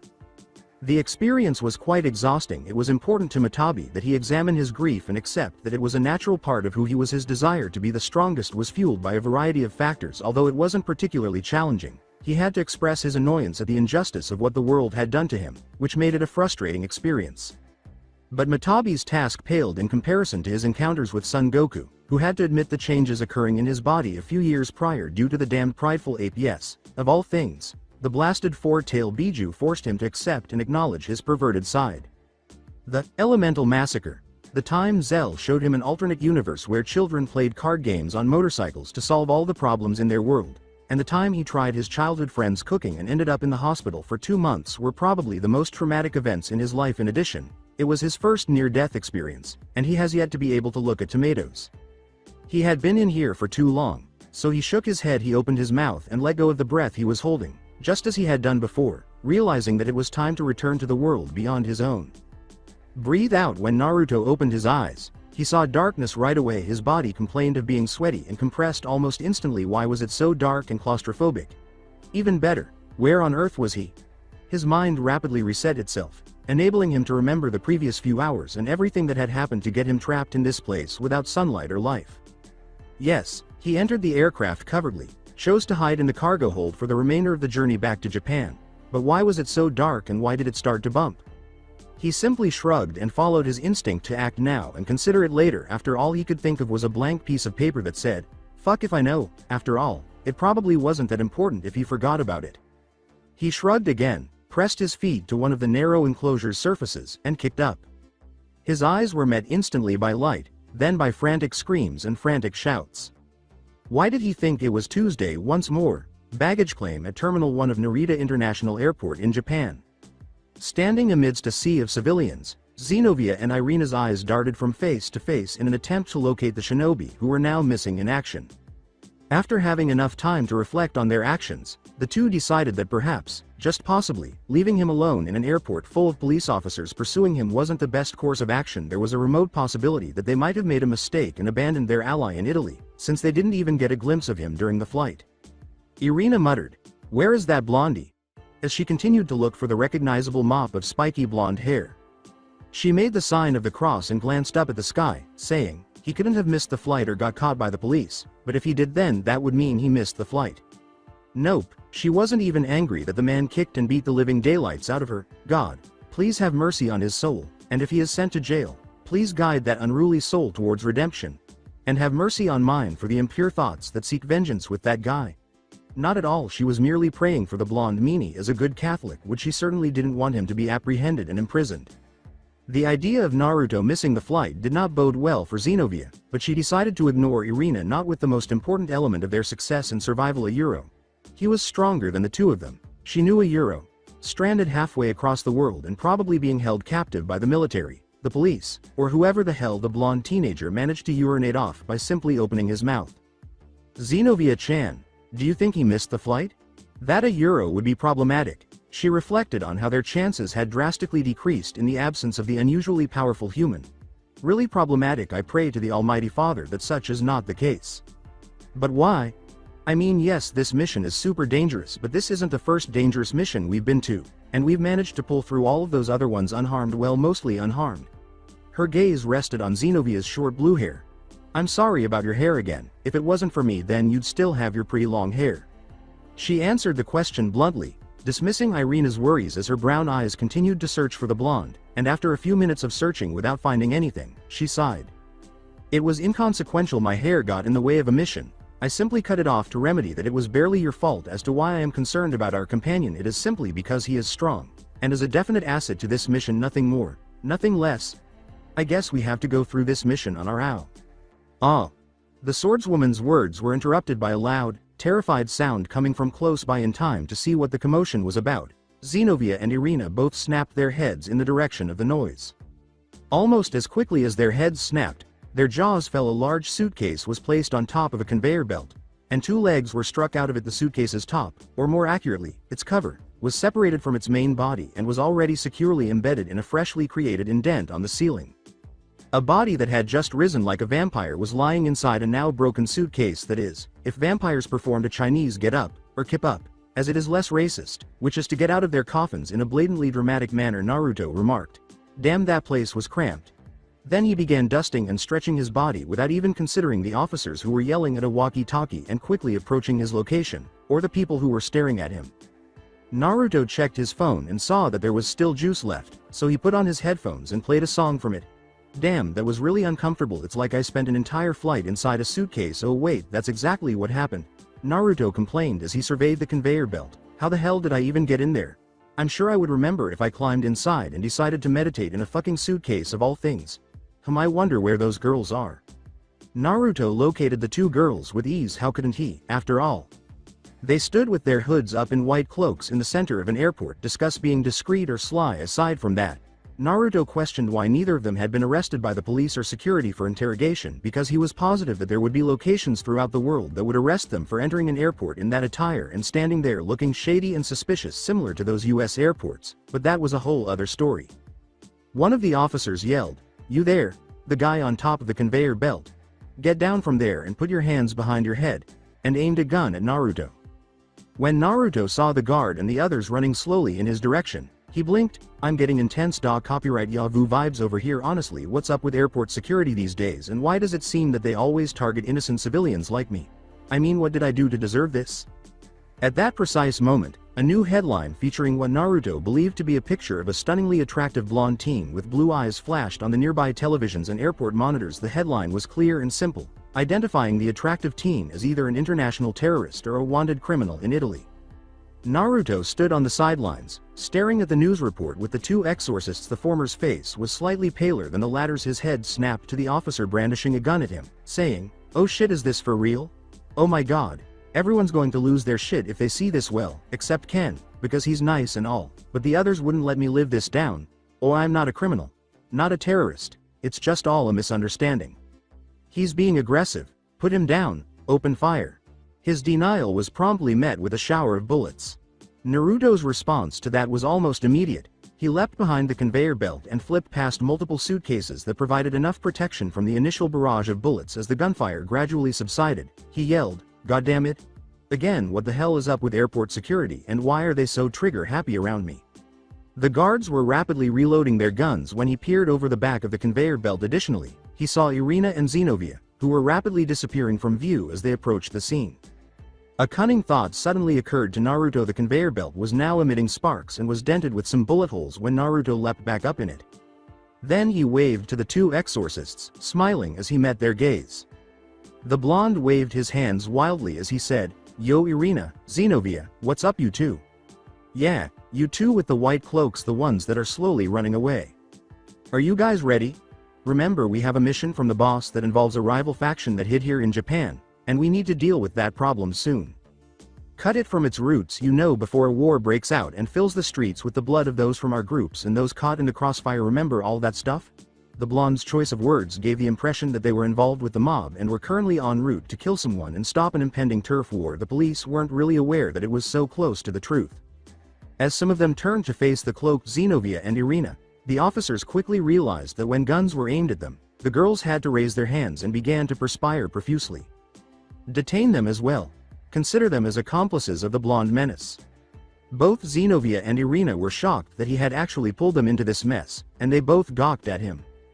Then they saw it, by a number of clues, including the slow tugging on the side of his smile, the amused gleam in his eyes before they curved up, and, finally, the fact that he looked uncannily like a fox, a very cunning one at that. This was his way of repaying them for leaving him in the Italian airport. As the police surrounded her and Irina, who was now sniffling, whispered something about evil's blondes and how God would punish him one day, Zenobia smiled wryly. She said, "Well played. Well done." Before the blonde finally made the decision to put an end to it all by throwing multiple smoke bombs to the ground, Naruto felt the need to make a number of wildly dramatic gestures in order to attract the officer's attention once more. This resulted in another round of bullets being thrown at Naruto like dollar bills to a really good hooker. Subsequently, chaos ensued as civilians sought shelter, gunfire erupted, cries were heard, and objects were crammed. Fortunately for the three of them, it was exactly what they needed to exit the airport and carry out their incredibly amazing escape. Sometimes chaos was a good thing. Outlying areas of the city of Kuo, Japan. A few hours later, Kuo appeared to be a typical city. With a high density of spiritual, natural, and magical energies, Kuo was a very hospitable place for supernatural beings of all kinds. This was due to the city's location in two very large and wide intersecting ley lines that surrounded the entire city. Kuo was primarily populated by devils in this particular reality, making it a very dangerous place to be if you were working for or with the church. However, with all the devils in this city, it was occasionally puzzling how a church or two could have appeared at all. On the other hand, it might have been an unsuccessful attempt to establish an outpost in enemy territory, but that is a different matter entirely, and Michael was held accountable for it. When the three finally reached the outskirts of Kuo, it was still in the middle of the afternoon. To the exorcists' relief, they had escaped the police and military's wrath. having avoided the former and lost the latter before they were sent out because of the untimely intervention of a certain giant lizard kaiju named Godzilla attacking another city, or at least that was Naruto's explanation for why the military was not pursuing them. To Irina's chagrin, Xenovia did agree with the blonde though brief. The brunette's explanation made a lot of sense. Japan is a really weird place. Weird but also extremely dangerous, so it's best to expect the unexpected. Irina yelled, "That was not funny." The usually sweet and upbeat girl was on the verge of tears as she attempted to slug Naruto, who effortlessly deflected the blow and blew the girl a raspberry. "I haven't been back to Japan in years. I was even planning to meet an old friend of mine, a childhood friend and potential love interest at that, but how could I have done that if was suspected of being an accomplice or being a real terrorist? I'll get arrested and turned over to the police by Issei's parents." "Mama, calm down. It wasn't as if anyone spotted your faces and you weren't an accomplice to a terrorist, just to a guy that's extremely misunderstood by the police, the media, and as of right now most of Italy and Europe who looked at the media." Irina grabbed Naruto by the lapels of his jacket and yelled, "That's not the point. What you were doing. All the chaos and terror you were causing. Would you really blame people for calling you a terrorist? Would you?" Naruto's expression was blank as he gazed at the exorcist, who was half crying and half furious. As Irina continued to shake him, he scratched the back of his head and said, "You're not a terrorist if you didn't blow shit up, or better yet, you're not a terrorist if you don't get caught. On a side note, I really need to run interference with my picture circulating the world now. Might have Aika-chan hack into several agencies to clear that shit up, and if that's the case, what are you even worrying about? None of us are terrorists, and even if we are after this mission we'd be all declared innocent." "That's not the point." Xenovia nodded in agreement with the blonde's statement. "It's a good point though. Practically speaking, it was quite good, but it wasn't morally correct. Even if they were caught, there was still a chance to clear their names, so why worry about it?" Turning around, Irina accused her fellow exorcist of something. "Don't agree with him. Why did you even agree with him? Did he give you 30 silver coins? You traitor, heathen." Irina was met with a simple shrug from Xenovia, who then looked at a mildly amused Naruto. "We're about to enter enemy territory. Do you have a specific plan in mind, or would you prefer we follow the usual protocol of the church?" This meant communicating their intentions to the landowners. In this case the devils, if the devils were sensible enough.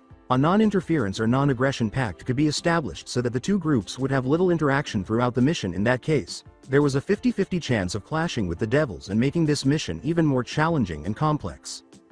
"Don't just change the conversation," Irina yelled at Xenovia from the side. Naruto gave a shrug. He scratched the back of his head and looked up at the late afternoon sky for a few moments of silent reflection. "Truth be told, I was just planning on winging it, but then I learned I needed to work with you two. You two can go head to the owners of the land. I'm going to go around the city to get a layout of it, maybe even visit a contact or two who might have clues about where the heck those swords, and that Kokebeel prick, are. Hey, don't pretend that I don't exist." Naruto gave Irina a pathetic glance. There, Irina-chan. Just stay silent for a bit longer, okay? Can't you see the adults are talking?" She growled as her armband glowed and transformed into a full-fledged Japanese katana, which she waved menacingly at the enraged blonde. "I'm so close to stabbing you."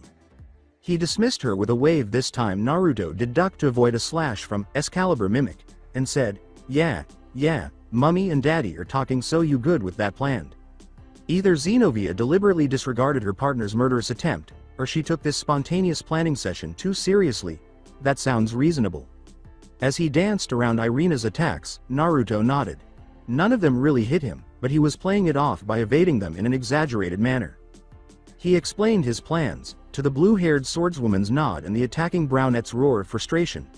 "Okay, so you guys go do your thing. Talk with the devils in this land and whatnot. While you two are doing that, I'll be going to meet an acquaintance of mine who lives in this city. I know for a fact that that guy knows what's going on. Just need to talk to him to confirm some of my suspicions."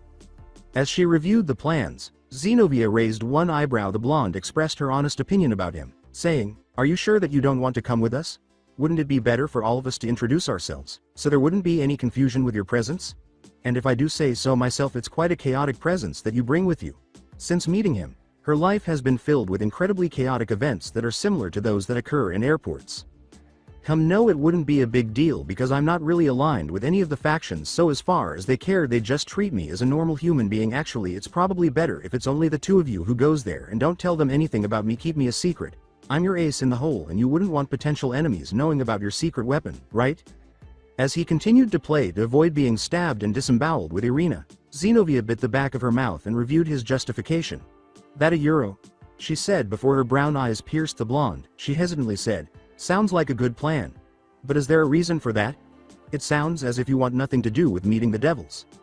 It appears that the blue-haired swordswoman was more skilled than he had thought, as he laughed sheepishly. "I really do try my best to keep my interactions with devils to a minimum and if possible no interaction at all." When Zenobia reprimanded her fellow exorcist, he stopped Irina's attacks after hearing her say, "And why is that?" And Irina stopped playing around. "It's unbecoming for an exorcist to attack a human." €1, but Irina gazed at her blonde target with puppy dog eyes, still feeling the impulse to stab him. She leveled Irina with a neutral gaze and spoke in a cold, authoritative voice, "Stop, and if you do I'll allow you to meet with your childhood friend before we go meet the devils." "Hi €1. She let out a sigh as Excalibur mimic quickly reverted to an armband and fastened itself to her shoulder positively. She would at least get to see Issei, an old friend. Irina growled at the blonde, and Naruto couldn't help but snicker. "Hey whipped. Let's say it's a mix between a legacy of misspent youth and the fact that I don't want anyone to get mixed up with my mess.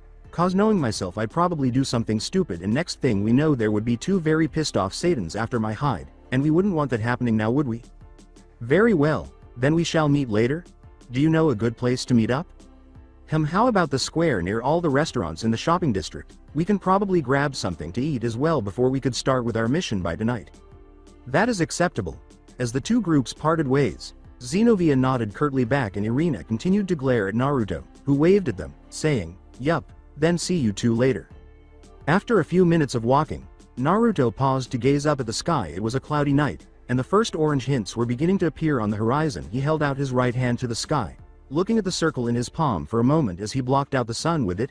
Devils, huh? He simply didn't have the best record when it came to dealing with devils, not because he had anything against them.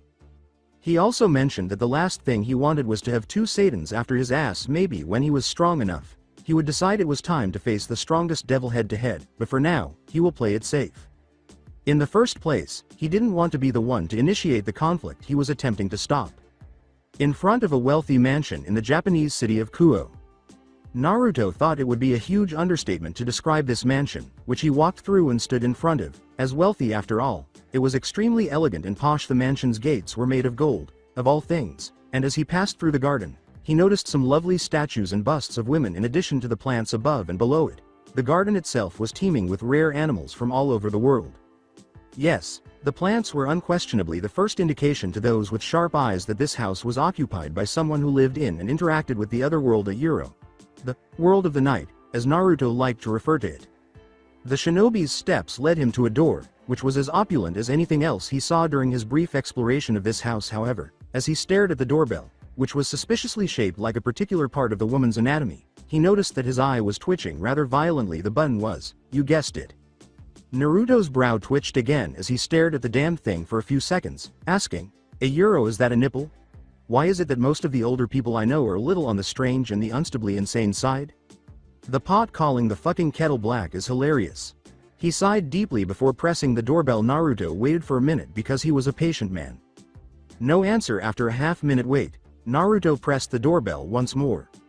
No answer as of yet. After a third push of the doorbell, Naruto waited for 15 seconds. After receiving no response, the blonde retreated a few paces before launching himself into a running start. The door remained shut with his right leg outstretched in a kick and pointed toward the door. His run transformed into a leap. A roguishly attractive man with black hair and golden bangs emerged as the door opened. The man's somewhat baggy yukata, the kind typically worn in the bedroom right before or right after hot, steamy intercourse, revealed a small portion of his muscular physique that was concealed beneath his clothing. Yes, I'm Kami." A boot struck the man's face, cutting him off and sending him flying back into the house. However, by some miracle, the man managed to close the door as he flew back, accidentally slamming it in front of Naruto's body, preventing the blonde from entering his domain and sending him flying into the garden. The two of them were struck as a result, briefly losing consciousness. The door was closed once more, and the people on either side of it were lying on the ground, having been knocked down by the force of the door. As anticipated, in addition, there is no possibility that the door or any other type of door will appear frequently as a villain in this narrative. After a few seconds, Naruto got up and strode toward the door while grunting in frustration. Then, he pressed the damned nipple-shaped buzzer so hard that he actually turned it upside down. The door opened this time, revealing the same man Naruto had kicked a few seconds before, Yo Azazel. According to Azazel, it appeared as though Naruto Namikaze was standing there with his hands in his pockets and his head bouncing back and forth from the loud music emanating from his head. Sets the extremely unruly and disruptive Naruto Namikaze. Since he was in the middle of a rather delicate experiment, he would really prefer not to deal with the boy right now. Yo Azazel, the governor of the fallen angel, merely grinned at the blonde when he heard those words. And without the slightest hesitation, Azazel slammed the door and strengthened it with dozens of spells directed at the face of the well-known and highly problematic blonde. Azazel bellowed from behind the door, "I'm busy and it's too early to deal with your shit." He turned around and began walking back to his room, not really caring if his visitor heard him. "Come back in a few hours and then we can talk. Actually scratch that, come back tomorrow or better yet next week," he yelled. As he jumped back on his bed, the fallen angel complained, "It's too early for this shit." He was so busy working and experimenting that he was standing next to a gorgeous brunette model who was draped in a satin sheet. Now where were we? The attractive model laughed. "I believe you said something about your tongue?" Azazel smiled twistedly as he crept and slithered his way under the pricey sheets, saying, "Oh, I do think I know what you're talking about." Even though he was passionate about sacred gears, he was still open to the idea of having a little fun. It was really a bonus for the model to have sacred gear, especially when she had enormous opie. As he began at the door that was slammed directly in front of his face, Naruto blinked multiple times. He blinked a few more times before scratching the back of his head, asking, Did that just happen? Huh? I guess it did?" He inhaled deeply and, in an attempt to be heard, even infused his voice with chakra. "Oi asshole, open up, it's like 3 in the afternoon. I need to talk to you about something. This shit's important, so you better wake up." Naruto attempted to kick the door, but the damned door repelled his blow. He was aware that he could have destroyed it, but it would appear incredibly petty and a little overkill to smash down a door with a Rasengan, spiraling sphere, or a Rasenshuriken, spiraling shuriken. "If you let me in right now, I'll even say the P word," he yelled at one of the windows. "Come on. You super pervert, open up. You owe me, remember?" Aho. The closest Naruto could get to a response from the mansion was the chirping of a nearby bird. TCH. Naruto turned away from the house and kicked the ground while making a childlike tongue-clicking sound as he slowly left. He picked up a rock he had found nearby and, using a subtle chakra application, threw it straight through one of the mansion's windows, indicating the approximate location of Azazel's room, shattering the glass. "I guess I'll come back later. If not, he would simply hope that his throw would break something." "KYA," a rather erotic voice screamed, tinged with shock and pleasure. Naruto blinked. "I really did hit something. I bit my tongue. Who the fuck threw that, Naruto?" Naruto snickered and started running frantically out of the house. He said, not really wanting to deal with a displeased Azazel. "Yeah, I'll definitely be back later. I won't even bother climbing or sneaking into a window. Yep, definitely going to be back later." Not when it was obvious that he had interrupted the acolyte of sacred gear while he was having fun with another girl. No one really deserved to be disturbed at that time, even though the man might have been a little crazy. With the possible exception of the silver-haired Okama who attacked Konoha, he believed that man deserved every degree of hell and agony. The junk is similar to a Rasenshuriken, spiraling shuriken. That dumb door certainly didn't deserve it as much as that Okama did. Japan's city of Kuo. An unexpected park. Naruto found himself in an ordinary park. Like many others in this city, it featured several benches, a kid's playground, and even a tiny fountain in the center. However, the park was oddly deserted for some reason, even though it was close to a densely populated area. As Naruto sat on one of the benches, his legs bent in a lotus position, he couldn't help but wonder, did someone get killed here or something? Yes, why is a park like this abandoned? Did a guy get killed by his psycho girlfriend after a bad date or something? All things considered, the park was not only a nice place to hang out and kill time, but it was also a good place for him to get a sense of the city's layout and identify any strong points without having to spend all day exploring all the streets and alleys. After all, he had the next best thing for finding what he wanted, so why would he do that? Now, while he had some free time, was the ideal time to do this. After taking a deep breath, Naruto closed his eyes, clasped his hands together, and passed away. He was barely regarded as a living being because his body's functions were so minimal that he was unable to breathe or move. Essentially, he had become less human and more like stone. As memory flashed before the blonde's mind, the upbeat voice of one of his closest friends and confidants said, "In essence, Senjutsu, sage arts, is the ability to become one with nature, the power to control the flow of life Goshujin-sama. It has been a long time since humanity has lost the ability to tap into the power of nature, but you are obviously an exemption and not a you. I was so right that you were going to be so awesome and special since you're basically overflowing with chakra." His own deadpanned voice exclaimed, "Please return to your explanation. If that is your wish, Goshujin-sama, you see Senjutsu allows its practitioner to be super strong, super sturdy. You would even be able to sense people from very far away. If you even master it, you could control time and space, or in your case improve your techniques with the help of Shizen Energy, natural energy. If it's that useful, then why do only a few people know about it? Better yet, why do only a handful of people even consider using it? Well, because only a few people have an affinity for this art, most of them being yokais and at some rare occurrences humans like yourself. A euro. And a euro." She swallowed. "Well, a euro." Naruto Namikaze became one with the world, with nature, with life, and with death. While he sat on that park bench, in doing so, he absorbed all of the cruelty and evils this land had to offer, as well as the power of nature in all of its breathtaking and energizing splendor. Her words sounded worried, and he was a little concerned because he thought it was so strange and different from her. "A euro when you perform Senjutsu." There was a brief silence before the statement, "You don't only take in the power of nature, you also take into yourself the malice and all the ill will present in the world. A euro, it is a rather unpleasant feeling. It would be an even greater understatement to say that it was extremely sickening." He wanted to murder, to find the nearest living thing to tear to pieces, to bathe in their blood and laugh uncontrollably. His body wanted to find the nearest female and push her down so he could demonstrate his dominance over her while repeatedly getting his way with their defenseless body. He wanted to fuck. He was hungry, and his stomach didn't care where the food came from. If a man had passed him right then, he wouldn't have thought twice about biting into his flesh and devouring him. Before he sliced open their bodies and removed their still beating hearts while laughing at their frailty, he wanted to locate the closest devil, beat them to the ground, and inflict as much pain as he could. He wanted to destroy the world and laugh uncontrollably. While doing it, he also wanted to bring about the end of the world and throw away his dreams. Power was what he wanted, and he would not stop until he had more of it. He would demolish anything that prevented him from becoming powerful. "Anatol Euro, that is why I'm reluctant in teaching you this art. I don't want to see you lose yourself to that presence. You may become drunk with power, and that will turn you into a monster. A euro, and if that happens, then fear that I would have no choice but to a euro." Having those alien and malevolent primordial thoughts replayed in your head 1,000 times over was a surreal experience. He was aware of the drawbacks of merging with nature, but he knew how to handle them. As soon as he had sat on this bench and made up his mind that this was his next move, he had been prepared to face it. "You don't need to kill me. I will deal with it the same way I've dealt with most of adversities life had thrown at me." He faced all of those emotions head on, then repeatedly pounded them into submission and reduced them to dust in his mind until not a single thought of any depraved act remained. He did this with an ironclad will that had been forged through the insane hardships that life had thrown upon him.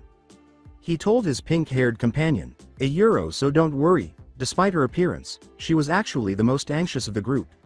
"Even if I bathe in all the evils of the world, I will not succumb to it. The world shall need 10 times more before they taint me, for I have a dream and I will not fall until I achieve it. You can call it foolish, you can call it stupid, but I just call it a euro." She grinned at him, but her words sounded serious as he felt her hand on his cheek. "Being stubborn or just being yourself? Hey, you do know me the best out of all the members of our group. I know, after all, I'm your second friend, Anata."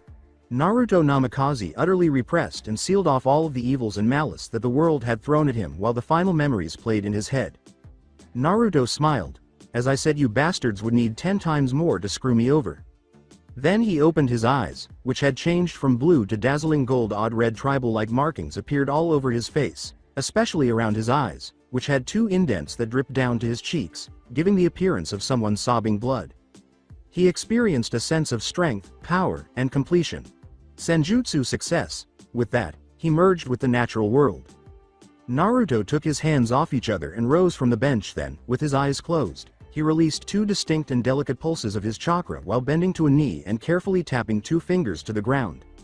He sensed nearly everything, including the shape, outline, and layout of every creature that his first scan had given him. He then sensed every living thing in the city, including plants, animals, and people. To him, they were merely tiny dots of light in the vast scheme of things. He could see a few of them, 2 of which belonged to Zenobia and Irina, but the others were unquestionably not blessed by the same light. Their light must have been tainted, most likely blessed by the fallen. The exorcists followed humans, and they were similar to humans except that they were bathed in light. They would be considered exiled exorcists, and many of them were assigned to various hotels throughout the city. A familiar dark and tainted feeling passed through his system, followed by devils and a host of other beings with varying degrees of power, all of whom lived in this city and were the third most numerous species aside from humans. There were a few devils that drew his attention, but 3 had the specter of powerful dragons surrounding them. 2 of them were far away, but 1 was nearby and he decided to ignore it for the time being. Naruto anticipated that Kokebile would be just smaller than the governor because he could sense Azazel's presence. He was like a tiny son in comparison to other presence but he did not sense the fallen's presence. Perhaps he had not yet arrived? Did they arrive early, by chance? You came from one of the exorcists who was blessed by the fallen, and he could sense the holy presence of the Excaliburs in this city. They were all radiating a holy power that was comparable to the destruction that Xenovia possessed. As he put out one life after another, he observed that the owner of the stolen blades was moving about the city and hardly remaining motionless. That was it. As soon as he found this guy, he was going to kill him. Apart from that, though, where in the world was Kokebile if the swords were present and in the hands of the man who was currently committing murder? The fallen angel of the stars was where? A familiar voice asked, "How long are you going to ignore me?" He chose to ignore this person for the time being. The one where a dragon and a devil are both present, a powerful presence with abilities comparable to his own, actually the second most powerful in this city. Naruto opened his eyes and saw the familiar figure flying through the air. He recognized the ever-present head of silver hair and the 2 mechanical white wings that, as far as he knew, belonged to only one person, the White Dragon Emperor. "I was hoping that you'd go away if I ignore you, but apparently that didn't work out as I planned." This individual was possibly one of the few devils he had previously enjoyed interacting with, primarily because they shared a dream, which inadvertently led to a rivalry on their part. When 2 people repeatedly attempt to kill each other, that kind of shit happens. Naruto glared at the newcomer with his golden eyes and got to his feet. "What do you want, Valley?" Naruto crossed his arms over his chest and the silver-haired devil smirked at him. "And what makes you think I want something from you? That I didn't just come here to see if my enemy was still in god-fighting condition? Because every time we meet you ask for something stupid, or I say something stupid, then the 2 of us offend each other. We say a lot of hurtful things, then we end up fighting, and you know how that goes." As Valley mockingly cocked his head to the side, a smirk never left his face. "You beat in black and blue while I stand above your crumpled form?" he asked. Naruto looked at the devil and retorted, "Maybe in your dreams if I was severely paralyzed and only had 1 hit point left when we fight, you douche. I meant the 2 of us badly injured, exhausted, and unconscious and being assisted by our friends while everything around us in ruins. If you start that HN-ing shit with me, then you better just leave because I have neither time nor patience to deal with that attitude." As he slowly dropped from the sky, Valley shook his head and said, "HMPH still as blunt as ever. I'm just curious about what a person like you is doing in this city. I could ask you the very same thing. Azazel called me here for something. I don't really know what it is, but he promised that I'd get to fight someone strong." The silver-haired devil smiled at the blonde, who didn't seem to mind the predatory smile. "Perhaps he finally got tired of your insolence and decided to call me in to get rid of you." After defending himself, Naruto's mind reminded him that he had interrupted the governor in the middle of their conversation. "That's highly unlikely. Me and Azazel go way back."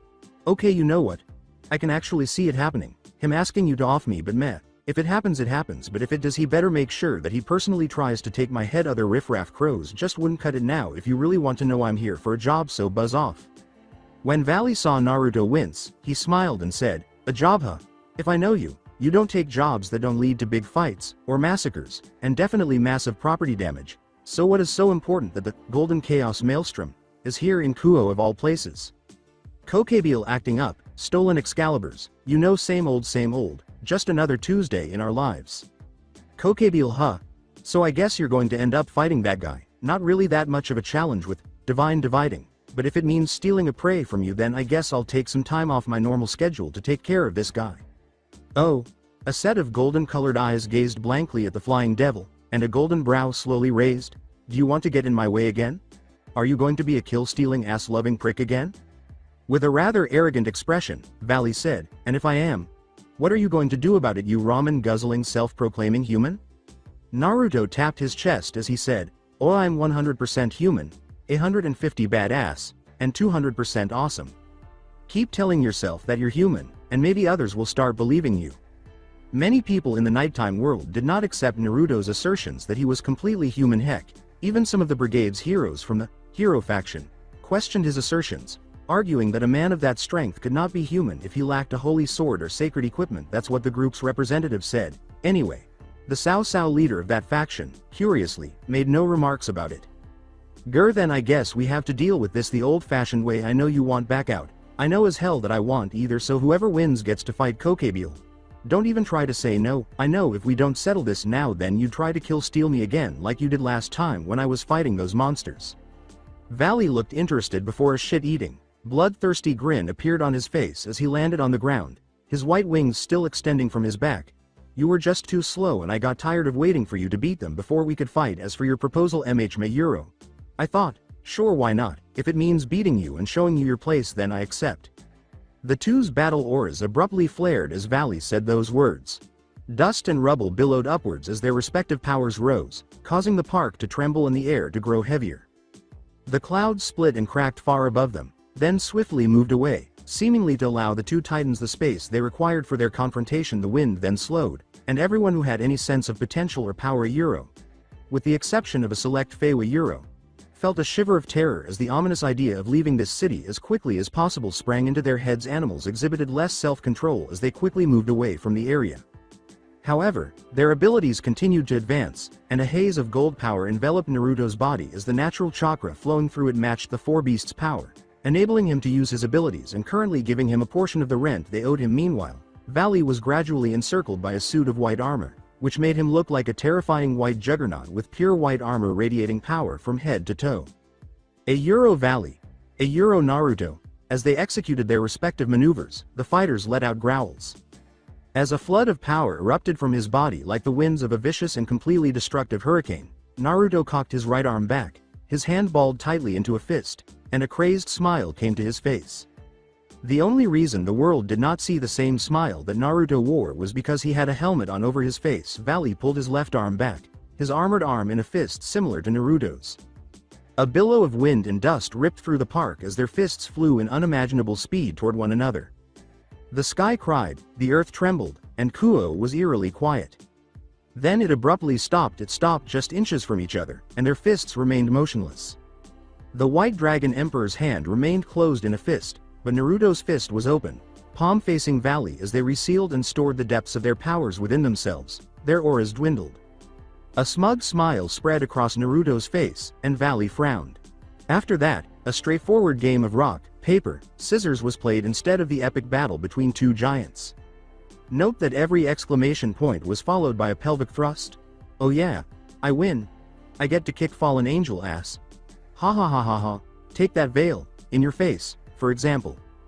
With the winner being Naruto, Valley turned his head away from his opponent, the pain of his loss still raw and sharp, and complained, "TCH, so I guess I'll let you deal with him. It's not like I wanted to fight against such a weak opponent." Before pointing a finger at Valley, Naruto blinked multiple times as he considered what Valley had said. "Holy shit man, are you being Tsunere right now?" With a grunt, Valley shook his head. "Yeah, I've wasted enough time here. I need to go back to Azazel before the man starts complaining about some random thing again. He actually called me a few minutes ago telling me to kill some blonde menace for interrupting his experiments, but now that I think about it I'm not really in the mood for that, so I'm just going to leave." Naruto gave the devil multiple nods of his head. "You do that and let's just imagine that the earlier part of our conversation never happened." "What didn't happen?" "The soon thing." "What soon thing?" "Exactly," Valley shrugged at Naruto. "I guess I'll see you later. Try not to get yourself killed because I really do want to be the one to chop your head off your body and put it atop a bloody pike. I even promised to put your head on my future trophy room, right next to the red ones. It'll definitely be one of my most favorites." "Oh fuck you," Naruto retorted, but Valley decided not to respond politely and instead used Divine Dividing to raise him off the ground and slowly raise him into the air, in flight. "Oh, and Valley. The silver-haired battle maniac asked, raising one eyebrow in interest as he turned to face the blonde human. "What is it?" Naruto used the well-known two-finger salute and a cheeky smile to make fun of his rival's competitive attitude. "My group has a cool ancient robot war machine and your group still don't," he said. "Suck on that, ass muncher." According to police reports the following day, there was a small crater on the spot where Naruto was, But that was nothing compared to the devil's reaction to the two sources of power. Naruto vanished in a yellow flash before Valleys could even react, and it was a rather violent reaction.